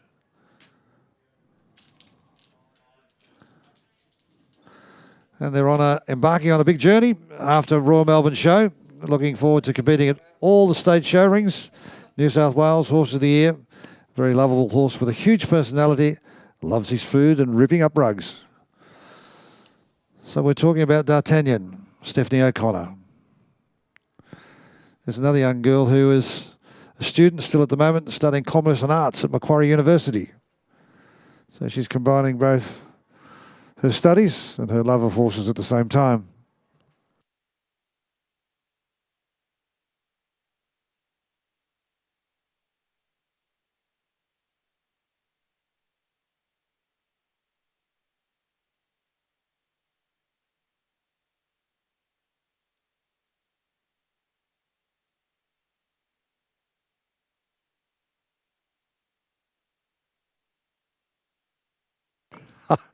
I wish you people down there could listen to these girls gossiping up here.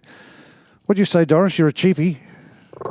We were talking about the cost of the saddlery and the girths and the bridles and the stirrups, and Linda just said she must be a cheapskate because she borrowed the whole lot. But And look, I've been very, very lucky in the respect that the owners have entrusted me with their horses each year. I've never had to buy a horse. So, like, just that, the spirit that people want their horses to go into the Garryowen. And usually with the horse comes the saddle and the bridle. So I don't have to buy anything. I polish, and all my gear I keep year in, year out. So I'm a cheap one. I don't think you're on your own. Look, whether you're male or female, I mean, I started riding with hand-me-downs. I think it's part of the world which we love. You know, if it's not a family member, it's someone around the corner, or it's someone whom you know, or someone that turns around and says, "Look, my boy's got too big for my gear. Would your little fellow be interested in it?" But I went through a growth spurt there at one stage that it would have cost my family a fortune in gear for me, because I shot up like a beanpole at one stage, and there wasn't much to me whatsoever. But and out. Well, no, I've gone out now. Now I'm not a professional athlete anymore, seriously. That's what happens. You'd know that. Fiona McIntyre joins us in the arena. A horse, and probably a sad time when I talk about this horse, Sermione, because he raced under the legendary Bart Cummings, and it's only a couple of weeks ago that we lost Bart. And it was really interesting, girls. I'm not too sure whether you saw our fancy dress here the other night, first or second night of the show. I saw a little pony come in with some colours of the green and gold, and I'm thinking, they're Bart's colours. And you wouldn't believe it. There was a guy dressed up as Bart in the fancy dress party. So, Sermione, ridden here by Fiona McIntyre from Inverleigh. She's a manager in employment services. Sermione is an 11-year-old thoroughbred. And Fiona is no stranger to the Garryowen. She's been out here on some 14 odd occasions. This fellow has had a wonderful transition from the racetrack to the show ring.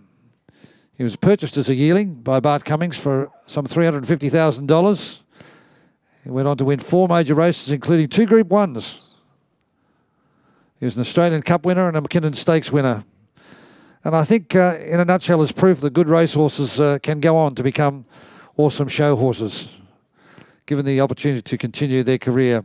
He's a pleasure to deal with, this fellow, and always gives 110%. So for Fiona, good luck out there on her 11-year-old Sermione. And we wish her good luck as she has another crack at trying to win the Garryowen Equestrienne Turnout.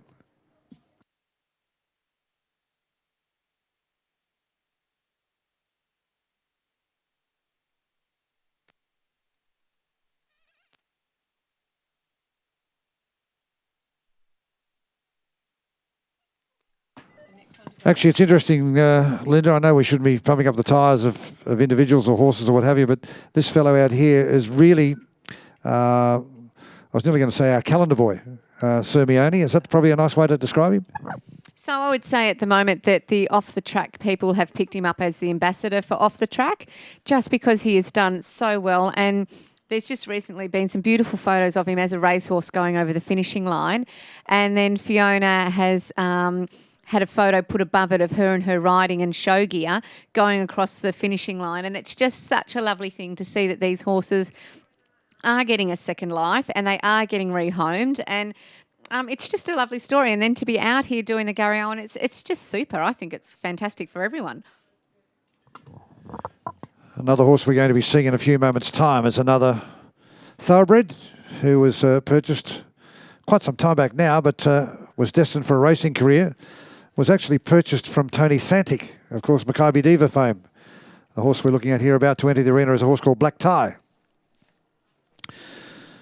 Of course, he's a winner right across Australia.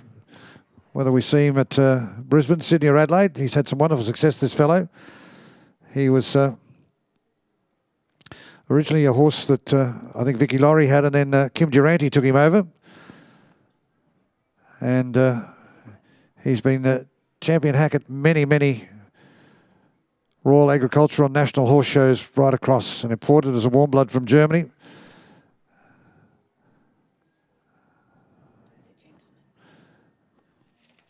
Linda's just saying to me he's a gentleman. I know this fellow, inside out and back to front, actually.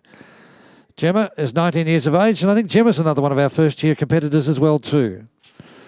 Black Tie, he's 12 years of age.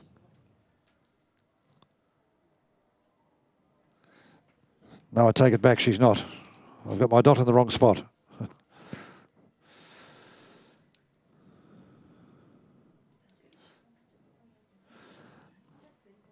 She actually has competed here just on one occasion, here at Royal Melbourne. And she's competed at the Garryowen on one occasion.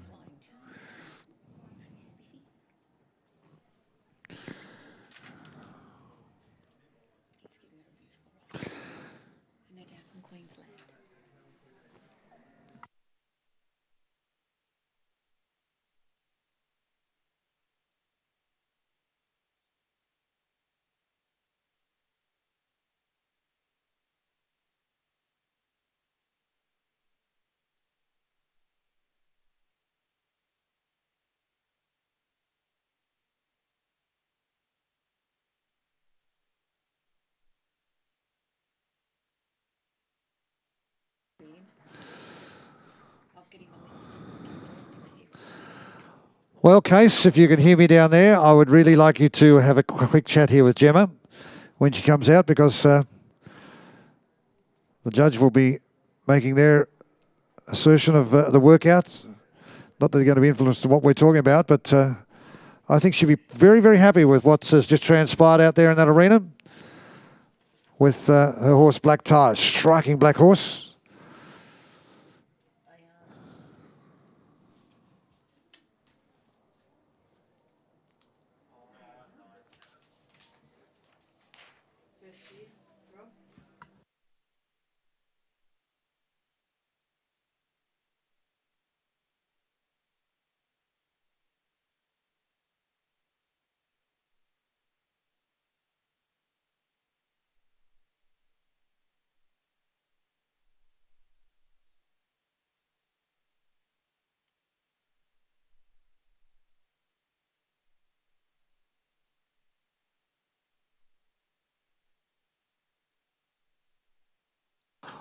All right, let's move forward. And our next competitor here is Ayana Levin. And Ayana is aboard a horse called Rogue Trader, another one of our first-year competitors. She's a uni student, Rogue Trader. And this is her first year of competing here in a Garryowen, and had a little bit of experience at dressage. Just having a quick look through her CV. Rogue Trader is by the highly successful dressage sire Regatas Moi. I'm having a French lesson up here at the same time. It's affectionately known as Pinky. Well, we've spoken about Pinky. Let's now go and speak about Black Tie. and his rider down here at grade level with Casey Bruce.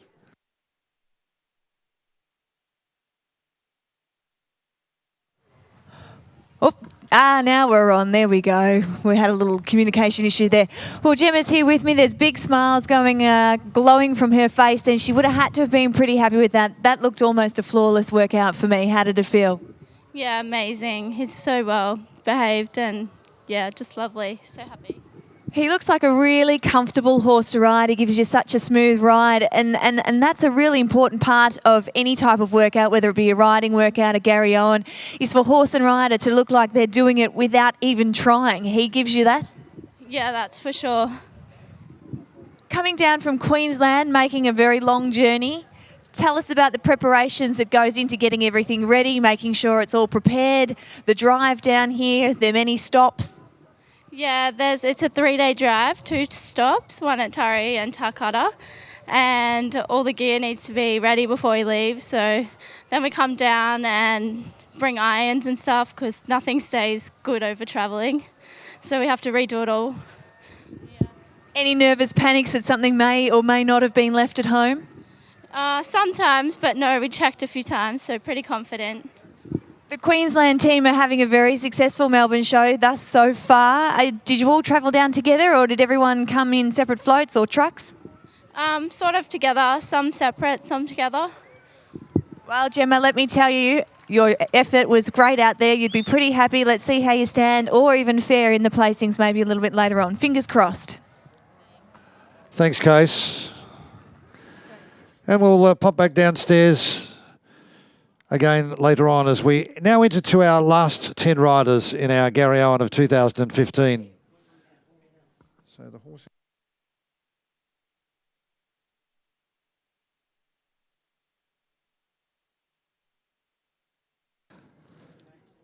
So Ayana Levin has completed her workout, and our next horse and rider to join us, she'll be competitor number 667, Westwood Mastercast. And our rider here will be Lisa Apps. Lisa, 50 years of age, is one of our more experienced riders at 50. She's from Berwick. She's a dental practice manager. Actually, we've got a few of the dental trade out here today. We had a hygienist out there a little bit earlier on. Yes, it costs thousands. It costs thousands, and dental hygiene's a well-paid job. Says Doris Day with a lovely pair of pearlers up here. Westwood Mastercast, a 9-year-old. He's a thoroughbred riding pony cross. How many times have you competed here at Royal Melbourne Show? Lots. My mum competed as a child, myself and sister and nieces. So it's a big family involvement here for the Apps team. This is the second time in the Garryowen.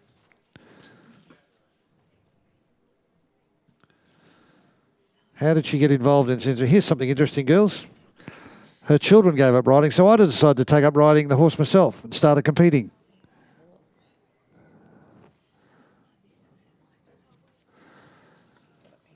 She's a newcomer to the industry, I suppose, to a certain extent. Won the ladies' hack at Geelong back in 2013 and made the top 10 at Barristock back in 2012.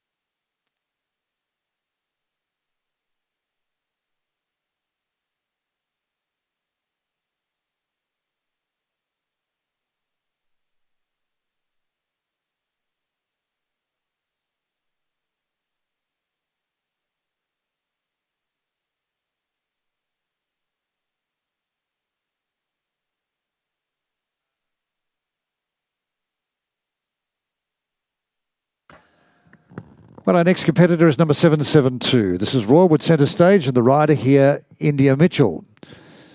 Young lady, I think you know a little bit about. Linda, would you like to share with us? So India's been riding for a long time, and she's come off ponies and has had this horse for a number of years. She's competed at the Nationals, at national level.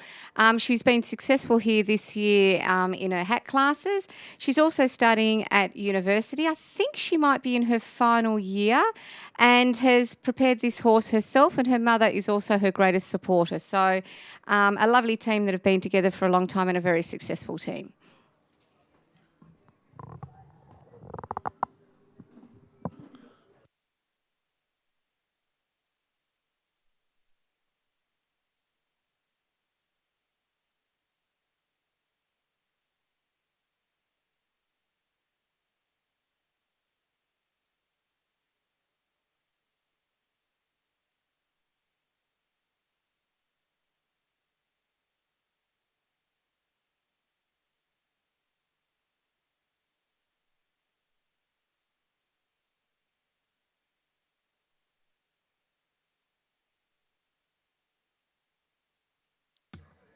As you can see, the saddlery judge is now looking at the bridle and the saddle, and unlike other events that we go in at the show, we don't have anything raised. It's all flat leather, flat reins, Fitzwilliam girth. There's absolutely no stitching, and the reason for this was in the hunt field, because when it's wet, obviously in winter, the mud gets in the stitching and you can't get it out. So this is going back to true hunting traditional gear. You'll also notice that the stirrups, they're hunting stirrups. We don't have rubber stops in them. So with the girls with these leather boots and the leather soles, it's quite difficult actually to keep your feet in the stirrups.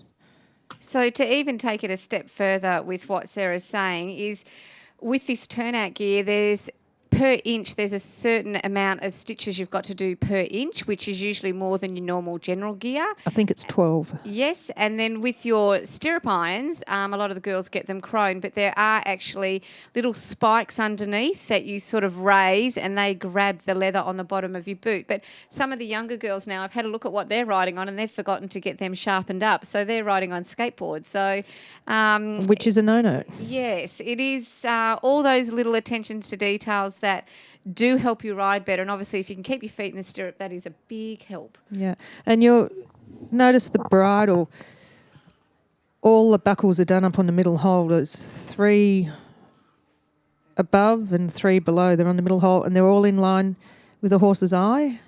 The cheek strap included, everything's lined up. And to get these made to measure is extremely difficult, because a lot of these people have to get trial bridle sent up with the bits. Hopefully it fits. So it can take several goes and back to the saddle to get these things correct, because if you don't have it correct, you're going to lose marks. Well, in the arena at the moment, doing her workout, is Shay Hanger from Pearsdale. And we've got a little bit of history going around out here. Most of our judging has been done, so whatever I have to say here, our judges aren't going to be taking any notice of, but this is a previous winner, and of course, she is the relation of Violet Murrell. Dual winner of our Garryowen, 32 years of age.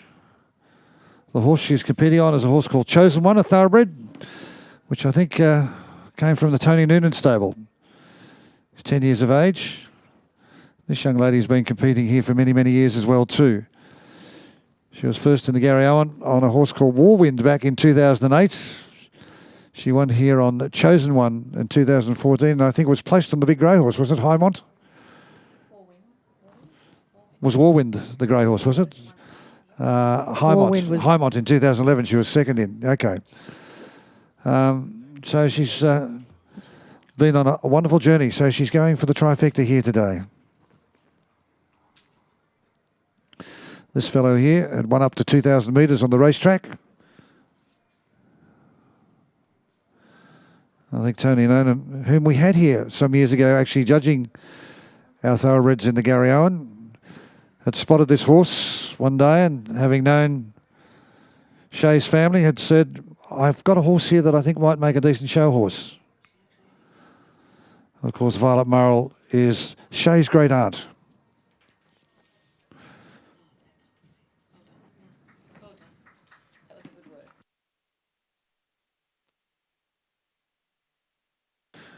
Well, my co-commentator's up here applauding that as the crowd is downstairs of being another good workout. We've had a few good workouts out there today, girls. I've been impressed. A couple of flying changes out there. There's a few that have thrown caution to the wind. Absolutely, and I think you've got to commit to your workout while you're out there. We've written down our short list. I hope everyone out there is doing the same, and we'll compare them in about, I don't know, half an hour and see how we go. But there has been some lovely workouts, and again, some beautiful riders and beautiful horses, and we've got beautiful Melbourne weather. Well, in the olden days, Sarah, we used to get our points together from manners and paces and a few other little bits and pieces of riding, which we'd have a point system up till 50% of the way through the competition, which gave us a little bit of an indication of how well our riders were going at that time. Now it is very much sit on your seats and wait for the ultimate result at the end. So very much in camera at the moment, but the girls up here, you're right, they've been watching, working, had their pens working vigorously here at the moment. So it'll be interesting to see what they see as probably being good workouts. But then again, you're not down there, girls, to be able to have a look at the costume, etc., etc. Well, last year they changed the format again. Several years prior to that, they were announcing the points of your riding and your manners and paces. So it took out a bit of mystique of who was going to win. You sort of had it pretty much worked out. But now it's all back to no one knows anything until they're announced. All right, Case, let's join Shay down there at the moment as she is on her journey towards hoping to get a trifecta. But just before we interview Shay down there, working out at the moment is Laura Moe aboard LP Dancer from Mandurang near Bendigo. Well, three-time, hopefully, three-time maybe, we'll never know, but she's been here twice, so she knows what it takes to win. Shay, how did that feel to you? Yeah, really good. I think he sort of got out there and went, oh, this again. But no, he felt really well. He was over in the back and he moved on really well for me. Obviously, you guys are great advocates for our off-the-track scenario. This horse, as you say, being raced with Tony Noonan, and how Tony had given you a call and saying, Shay, I think I have a horse for you. But for anyone in the crowd that's looking towards getting a horse that's off the track, what are some of the stronger points that you look for in a really good thoroughbred? Well, the main thing is the head. I sort of think it's the only thing you cannot change. So as long as you walk along we always go to the stables and you just walk up and down the lane. When they put the head out over the stable and you look at that, you go, yes. This horse we bought him for the Garryowen. We looked for confirmation, had to be 100%. His manners, his nature had to be 100%, which is probably harder than just getting just a normal thoroughbred for the track. Sorry. Well, he seems to fit all the categories for that in terms of what you're saying, with a really good head and personality as well. And it is generally quite hard to find a horse with a thoroughbred with such strong points to have when you're speaking about they need to be quiet and they need to be really versatile for what they're doing. Yes, that's right. Well, it probably took us about 2 years to find a horse for the Garryowen after Warwind. I was looking for another horse off the track, and so to think how many stables we walked through, how many tracks we went to find something, so it was really good after a couple of years to find chosen one. Well, Shay, if it's any consolation, I'm still waiting as well after about 10 years. So eventually I'll find my Garryowen horse. Maybe you guys up there might be able to give me a hand. You must have a father with plenty of money, have you? Thanks, Shay. Well done, Shay. Good to catch up with you and good luck. We'll find out in about half an hour's time as to how successful you were in the 2015 Garryowen. Laura Moe was our last horse to work out, or LP Dancer was our last horse to work out with Laura Moe. And looking here now for our next competitor to join us.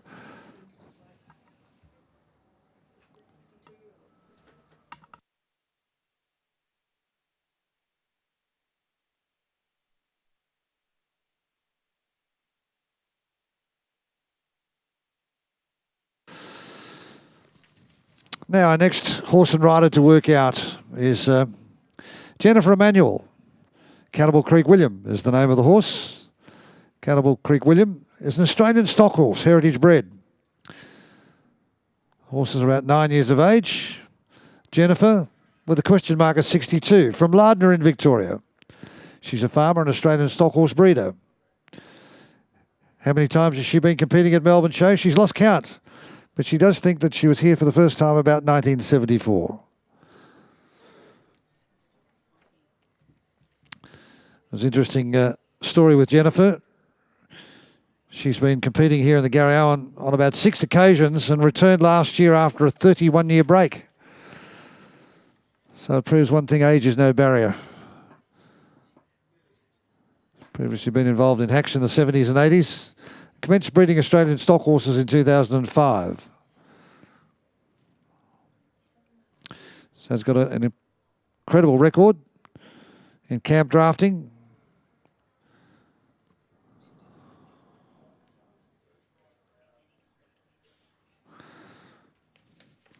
Actually, I can see why she's got the question mark at 62. She's actually 4 weeks away, doing my maths here, on your birthday. Short of her 62nd birthday.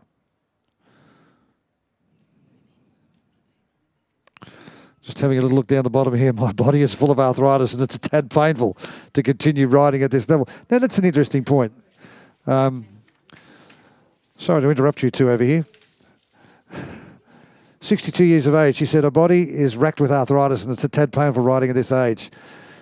I mean, that's just great to see someone at 62 years of age still out there and enjoying, forgetting about the pain that you go through. I think we all go through pain regardless of what sport we're involved in. But I just think that's a great story. I actually think it's incredible, and like I'm in awe of her because I'm not 62 and I have pain when I ride. So she's doing an awesome job. I mean, we all with the horses like have injuries. I've broken a back, and Sarah's broken a neck, and fractured her skull. Sorry, and we just same area, but just.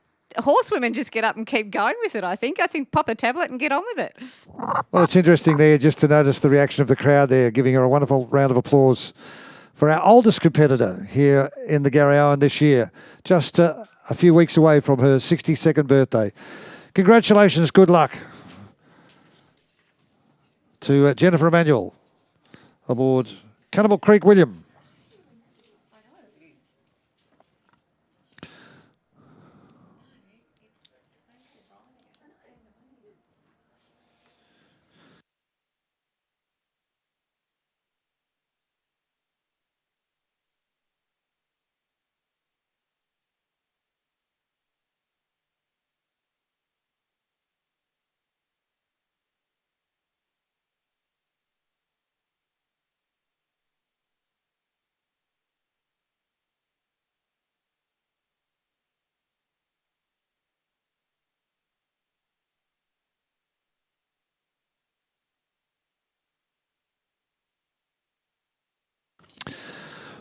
Well, our next competitor is Lillian McAvoy from Essendon here in Victoria.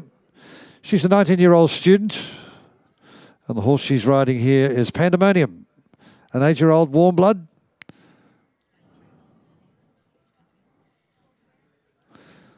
This young lady has been here competing at Melbourne for some 12 years and has been in the Garryowen on one other occasion.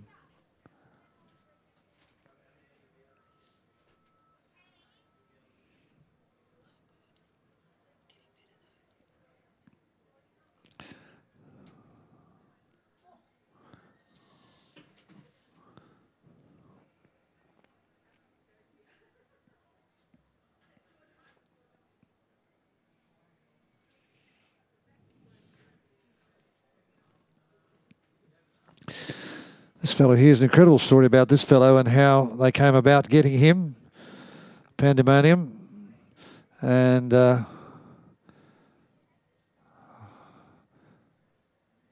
actually got him from the Mosman Sale Yards.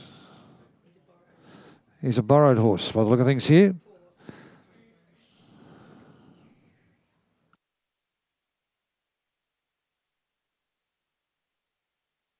Now known as Alfie.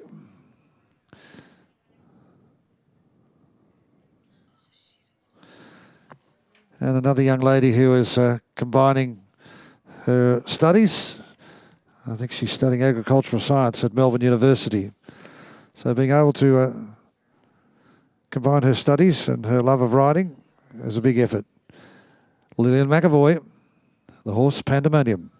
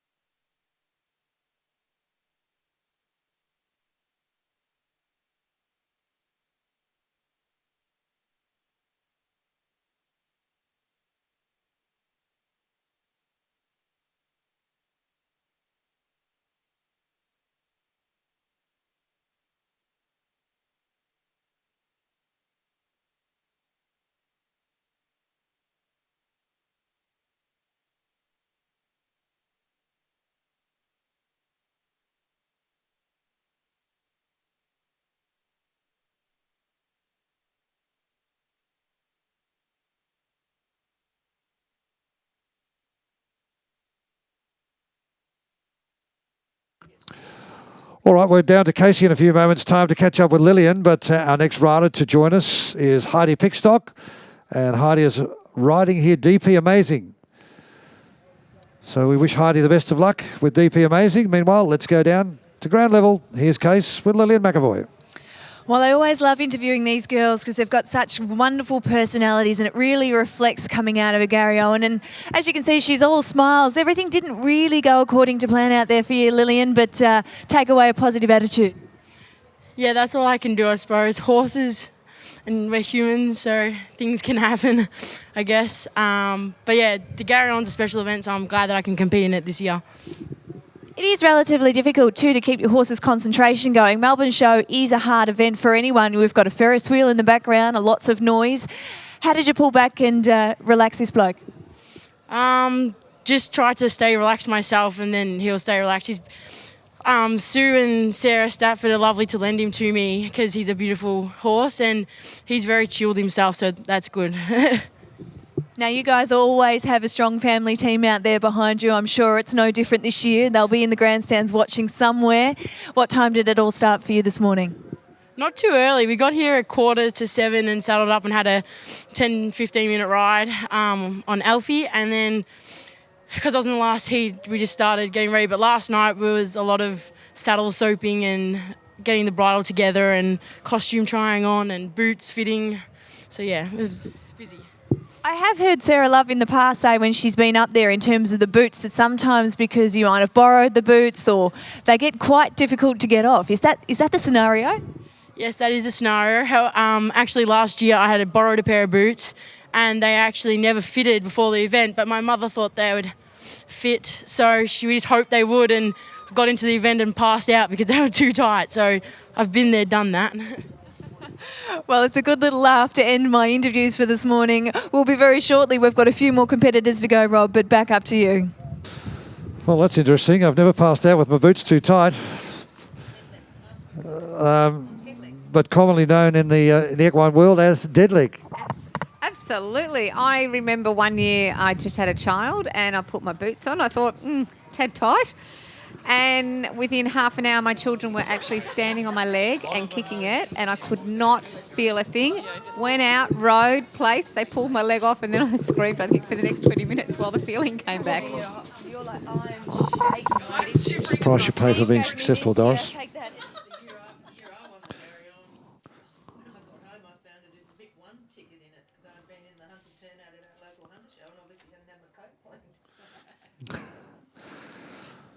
Well, awaiting our final competitor to join us for the Garryowen of 2015. 23-year-old Jemima Draper. Jemima is aboard by Ali Millions, a 10-year-old horse. He's a warm blood. And Jemima, we've seen here on many times at Royal Melbourne Show. We've seen her on 4 other occasions in her quest to try and win the Garryowen. She's been involved in just about all the disciplines of the equine world: show jumping, eventing and dressage. She was placed 5th back in 2012 on by Ali Millions. So the same combination joins us again here in 2015.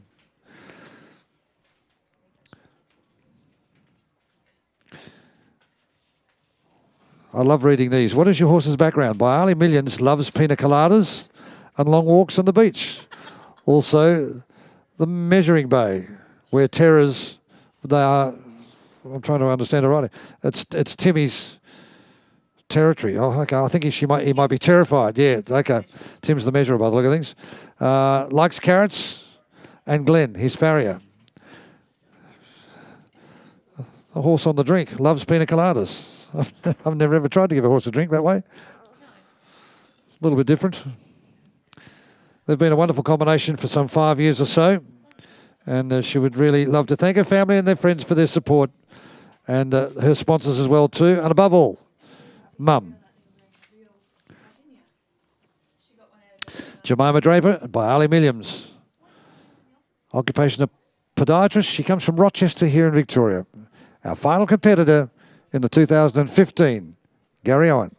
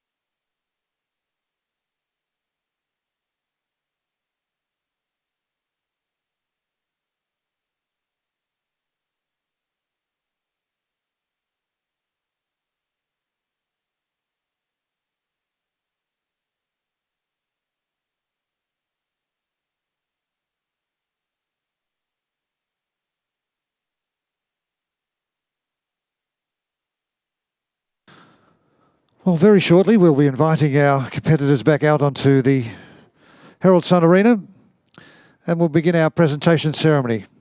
We look forward to having you staying with us on a glorious day here in Melbourne.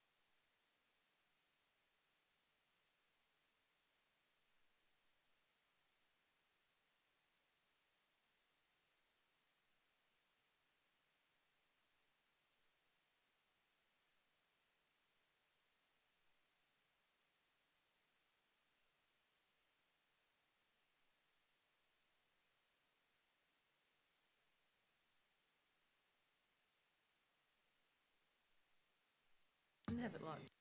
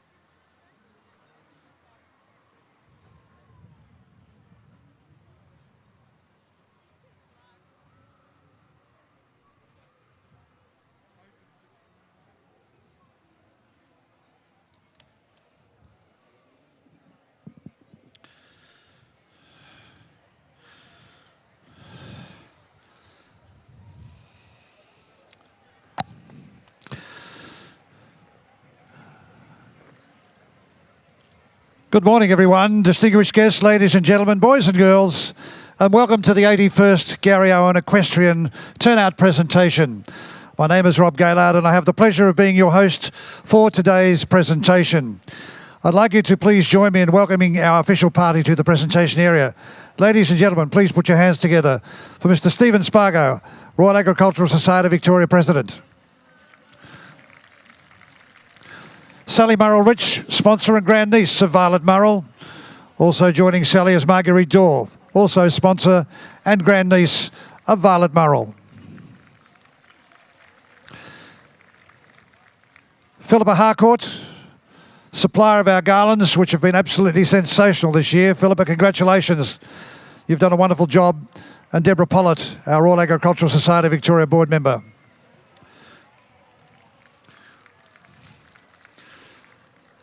Now, ladies and gentlemen, let's welcome our judges.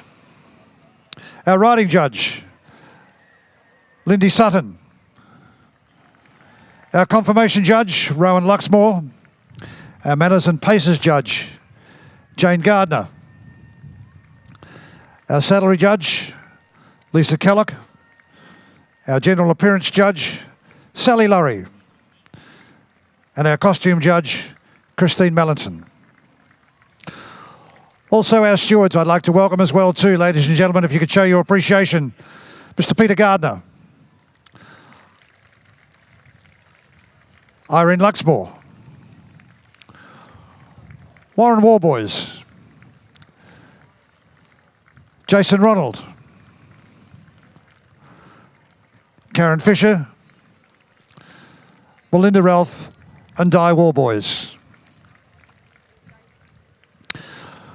Well, ladies and gentlemen, let us welcome the 37 competitors back onto the arena, and we're delighted to have them with us. And of course, our 10 first-year competitors competing for the very, very first time, and as usual, competition has been of an extremely high standard. Ladies and gentlemen, please put your hands together and welcome our competitors back onto the Herald Sun Arena.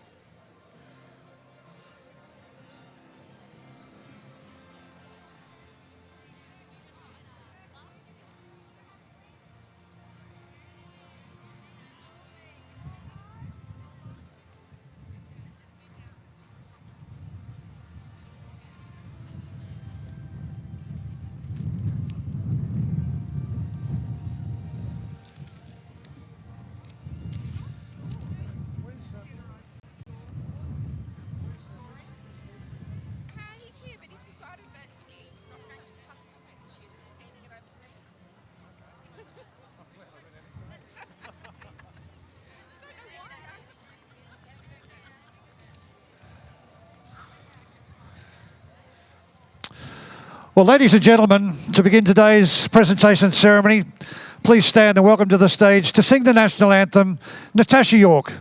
Natasha has sung at many public events and recently performed, of course, at the Brisbane Cabaret Festival and the Melbourne International Comedy Festival. And this is Natasha's second Royal Melbourne show. So, ladies and gentlemen, boys and girls, please make her feel very, very welcome.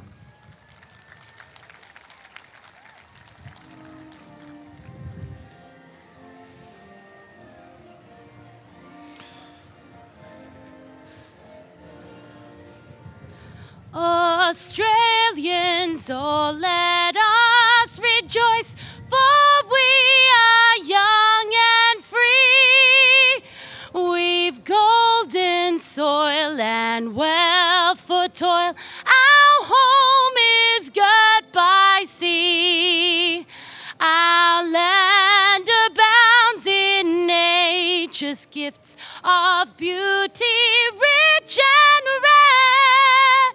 In history's page, let every stage advance Australia fair.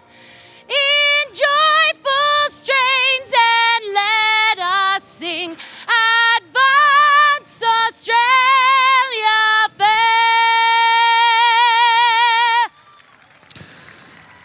Yes, ladies and gentlemen, let's give a huge round of applause for Natasha. And let's also give a huge welcome to our competitors behind me. Ladies and gentlemen, boys and girls, please be seated.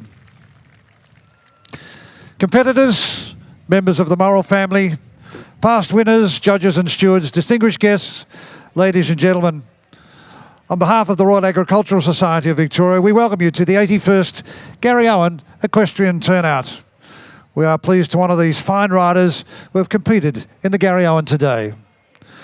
I'd like to make a special thank you to our event sponsors, firstly to the grandnieces of Violet Murrell in Sally Murrell-Rich, and also to Marguerite Dorr, and also Philippa Harcourt, Cedar Park Equine Products, Jason Roberts, and the Mitchell and Draper families. Thank you very much for your valued support. I'd like to acknowledge and thank our horse committee, guest commentators and past winners, and Sarah Love and Linda Hayes for joining me today. Of course, our former Hall of Fame inductees of the Garryowen as well too. And thank you all for joining us. Let's give them all a huge round of applause. The Garryowen is intrinsically linked with Victorian history. It is also fantastic that the 81-year-old tradition has been upheld again here today. The story of Violet Murrell, the accomplished horse rider and jockey who was commonly known as the Queen of Racing, secures her place in history as a true ambassador for women in the equestrian and racing industries. This event was first held in 1934, following the tragic death of Violet Murrell, who courageously sought to save her three-time Royal Melbourne Show champion winning horse, Garryowen, from a stable fire. The Garryowen remains the most prestigious equestrian event in Victoria, and we congratulate all of our competitors today on their specific efforts. To begin with our presentations today, ladies and gentlemen, I would now like to invite all of the first-year competitors to step forward and receive a commemorative medallion presented by Marguerite Dorr. These medallions have been generously supported by the Mitchell and Draper families.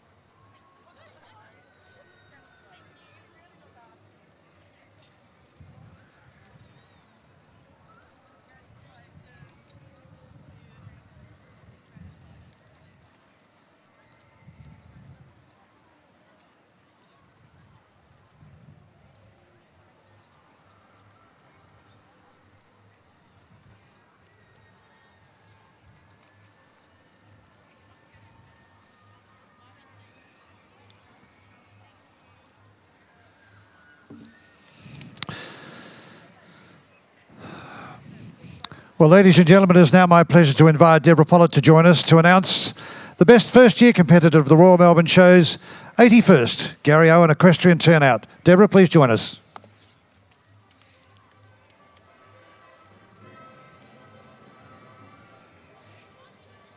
All right, thank you very much. The best first year is horse number 570, SLM Mercedes, ridden by Samantha McMaster. Congratulations, Samantha.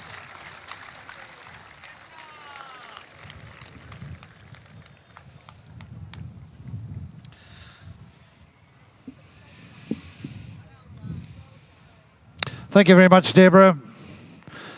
Well, ladies and gentlemen, let's give our congratulations to Samantha, who is being assisted by Steward Melinda Ralph and Deborah Pollett, who is going to make the presentation of that sash as well too.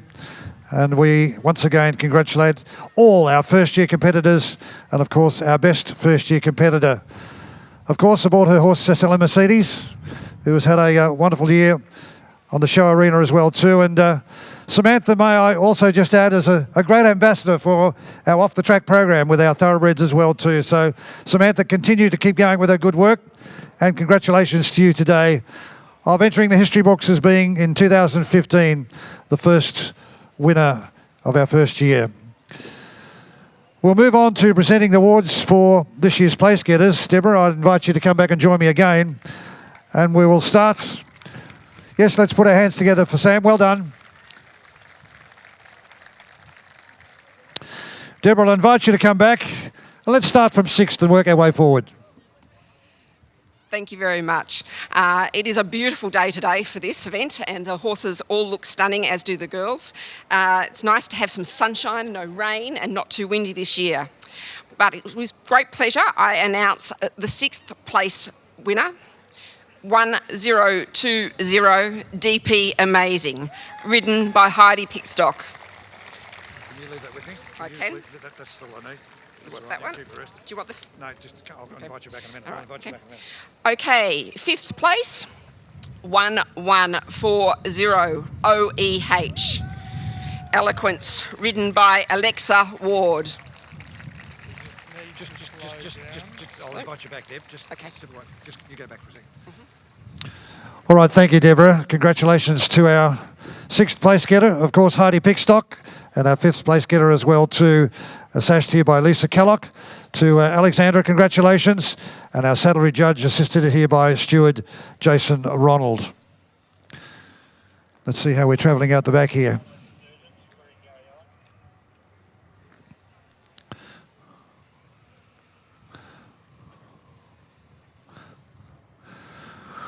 Right, Deborah, time to invite you back as we count down to our fourth place getter. And our winner here will be sashed by Jane Gardner, and our manners and paces judge, assisted by steward Di Warboys. All right, fourth place, 1656 Entourage, ridden by Brioni Randall. Congratulations, Bryony. And Entourage taking out fourth place here in the Garryowen of 2015. Thank you very much to Jane Gardner, our manners and paces judge, and also our steward in Di Warboys for assisting at this particular presentation. Bryony, well known to many of us, and been a regular competitor here at Royal Melbourne Shows, and now joins the ranks as a place getter again here at Royal Melbourne Show in the Garryowen.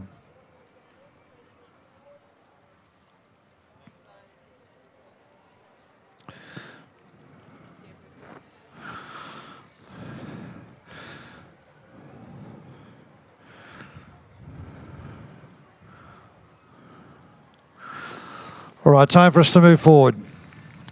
Our third place getter, Deborah. Thank you. Third place goes to 1927 SLM Orlando, ridden by Stephanie Barrington. Congratulations, Steph. Steph is going to be sashed by Rowan Luxmore, our confirmation judge, and assisted by our steward here in Peter Gardner.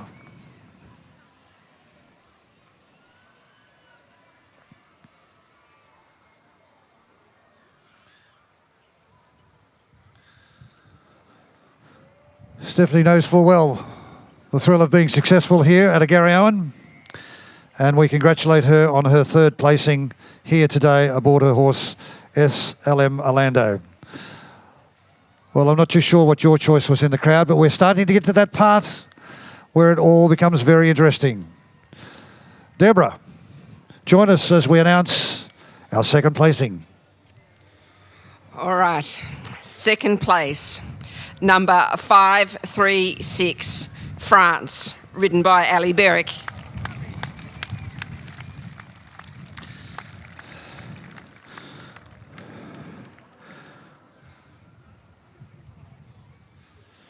Ali, congratulations. Another one of our successes from, of course, the Garryowen. France this time is the mount for Ali Berwick. Ali, congratulations. Second place in the Garryowen of 2015. This is the big moment. I'm going to invite you forward again. The 81st Garryowen Equestrienne Turnout of 2015. Please join us again, Deb, and share with us who is our winner.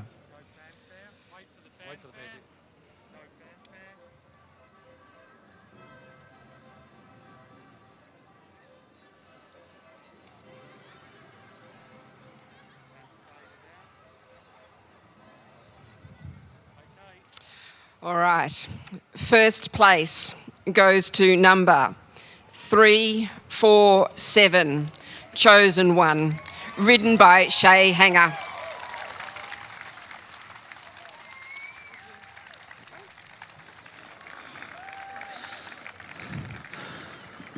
Well, judging by your response from the crowd, I think you all know. To win it once is an achievement. To win it twice is something quite remarkable. To win it 3 times, I think this young lady is going to be over the moon.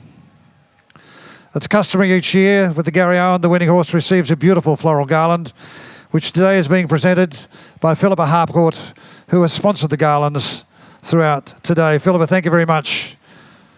And as soon as we crown our winner, I'll invite you and Melinda to escort our winning rider over here to us at the dais for the presentation of the Garryowen Trophy, the winning sash, and of course the commemorative pin.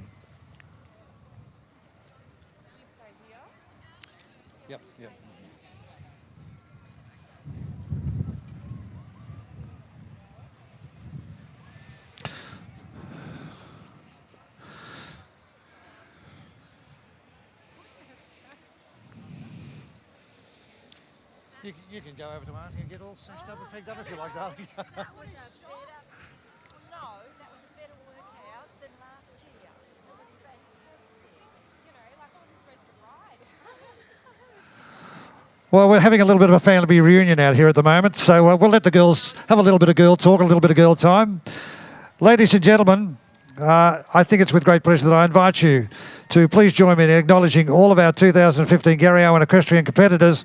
But once again, before we bid farewell to the rest of our riders, our unplaced entrants, please keep your applause going for Deborah Pollitt, as we thank you, Deborah, for being with us here today as well.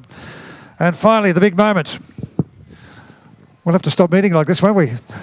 Come over here, little one. Congratulations, a little bit of history. Gee, you joined some incredible women out here that have won this event on 3 occasions. To name a few, I think Vicky Laurie, Helen Hegney, and of course Caroline Wagner, just to name a few that have been down that road 3 times. I was just saying before, Shay, to win it once an achievement, twice is a little bit sort of, oh, hang on, I'm very, very lucky. 3 times, you've really entered the record books now.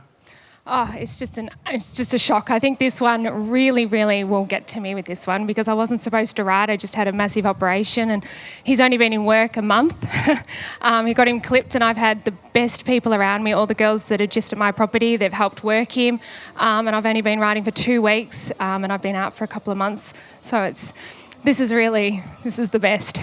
Well, I think in one way, to be quite truthful, Shay, with all due respect, I think that shows the ability you have as a horsewoman to be able to come back and do what you've done today and to be able to achieve this remarkable award. In realistic terms, your horse today worked absolutely brilliant. I know. He's an amazing horse. He loves the workouts, and he's a real show horse. He comes out, he works okay in the work arena. The minute he comes out here, he just loves it.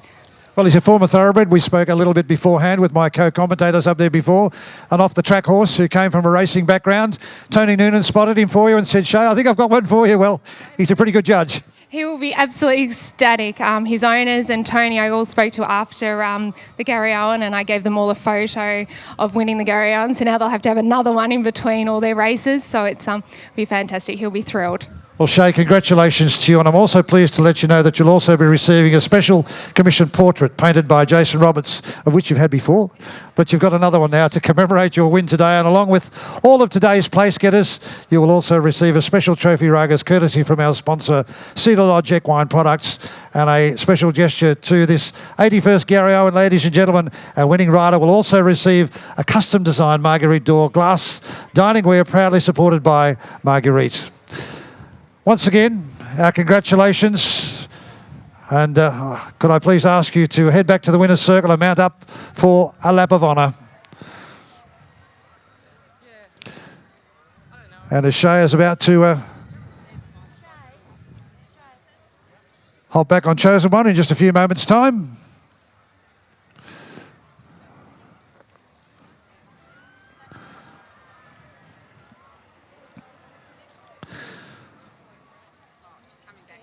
Ladies and gentlemen, I'd invite you to give us a wonderful round of applause, not only for our winner, but also for our place getters in the 2015 Garryowen, as we celebrate a lap of honour.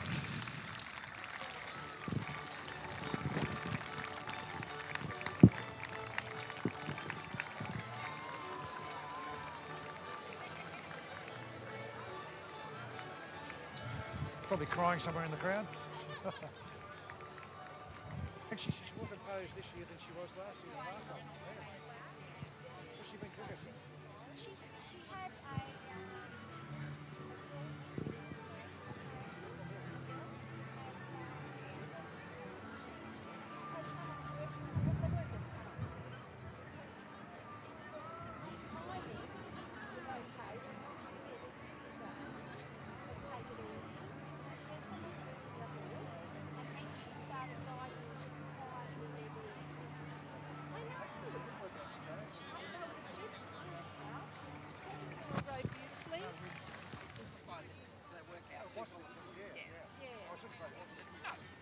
We have to, I mean, the environment is not conducive.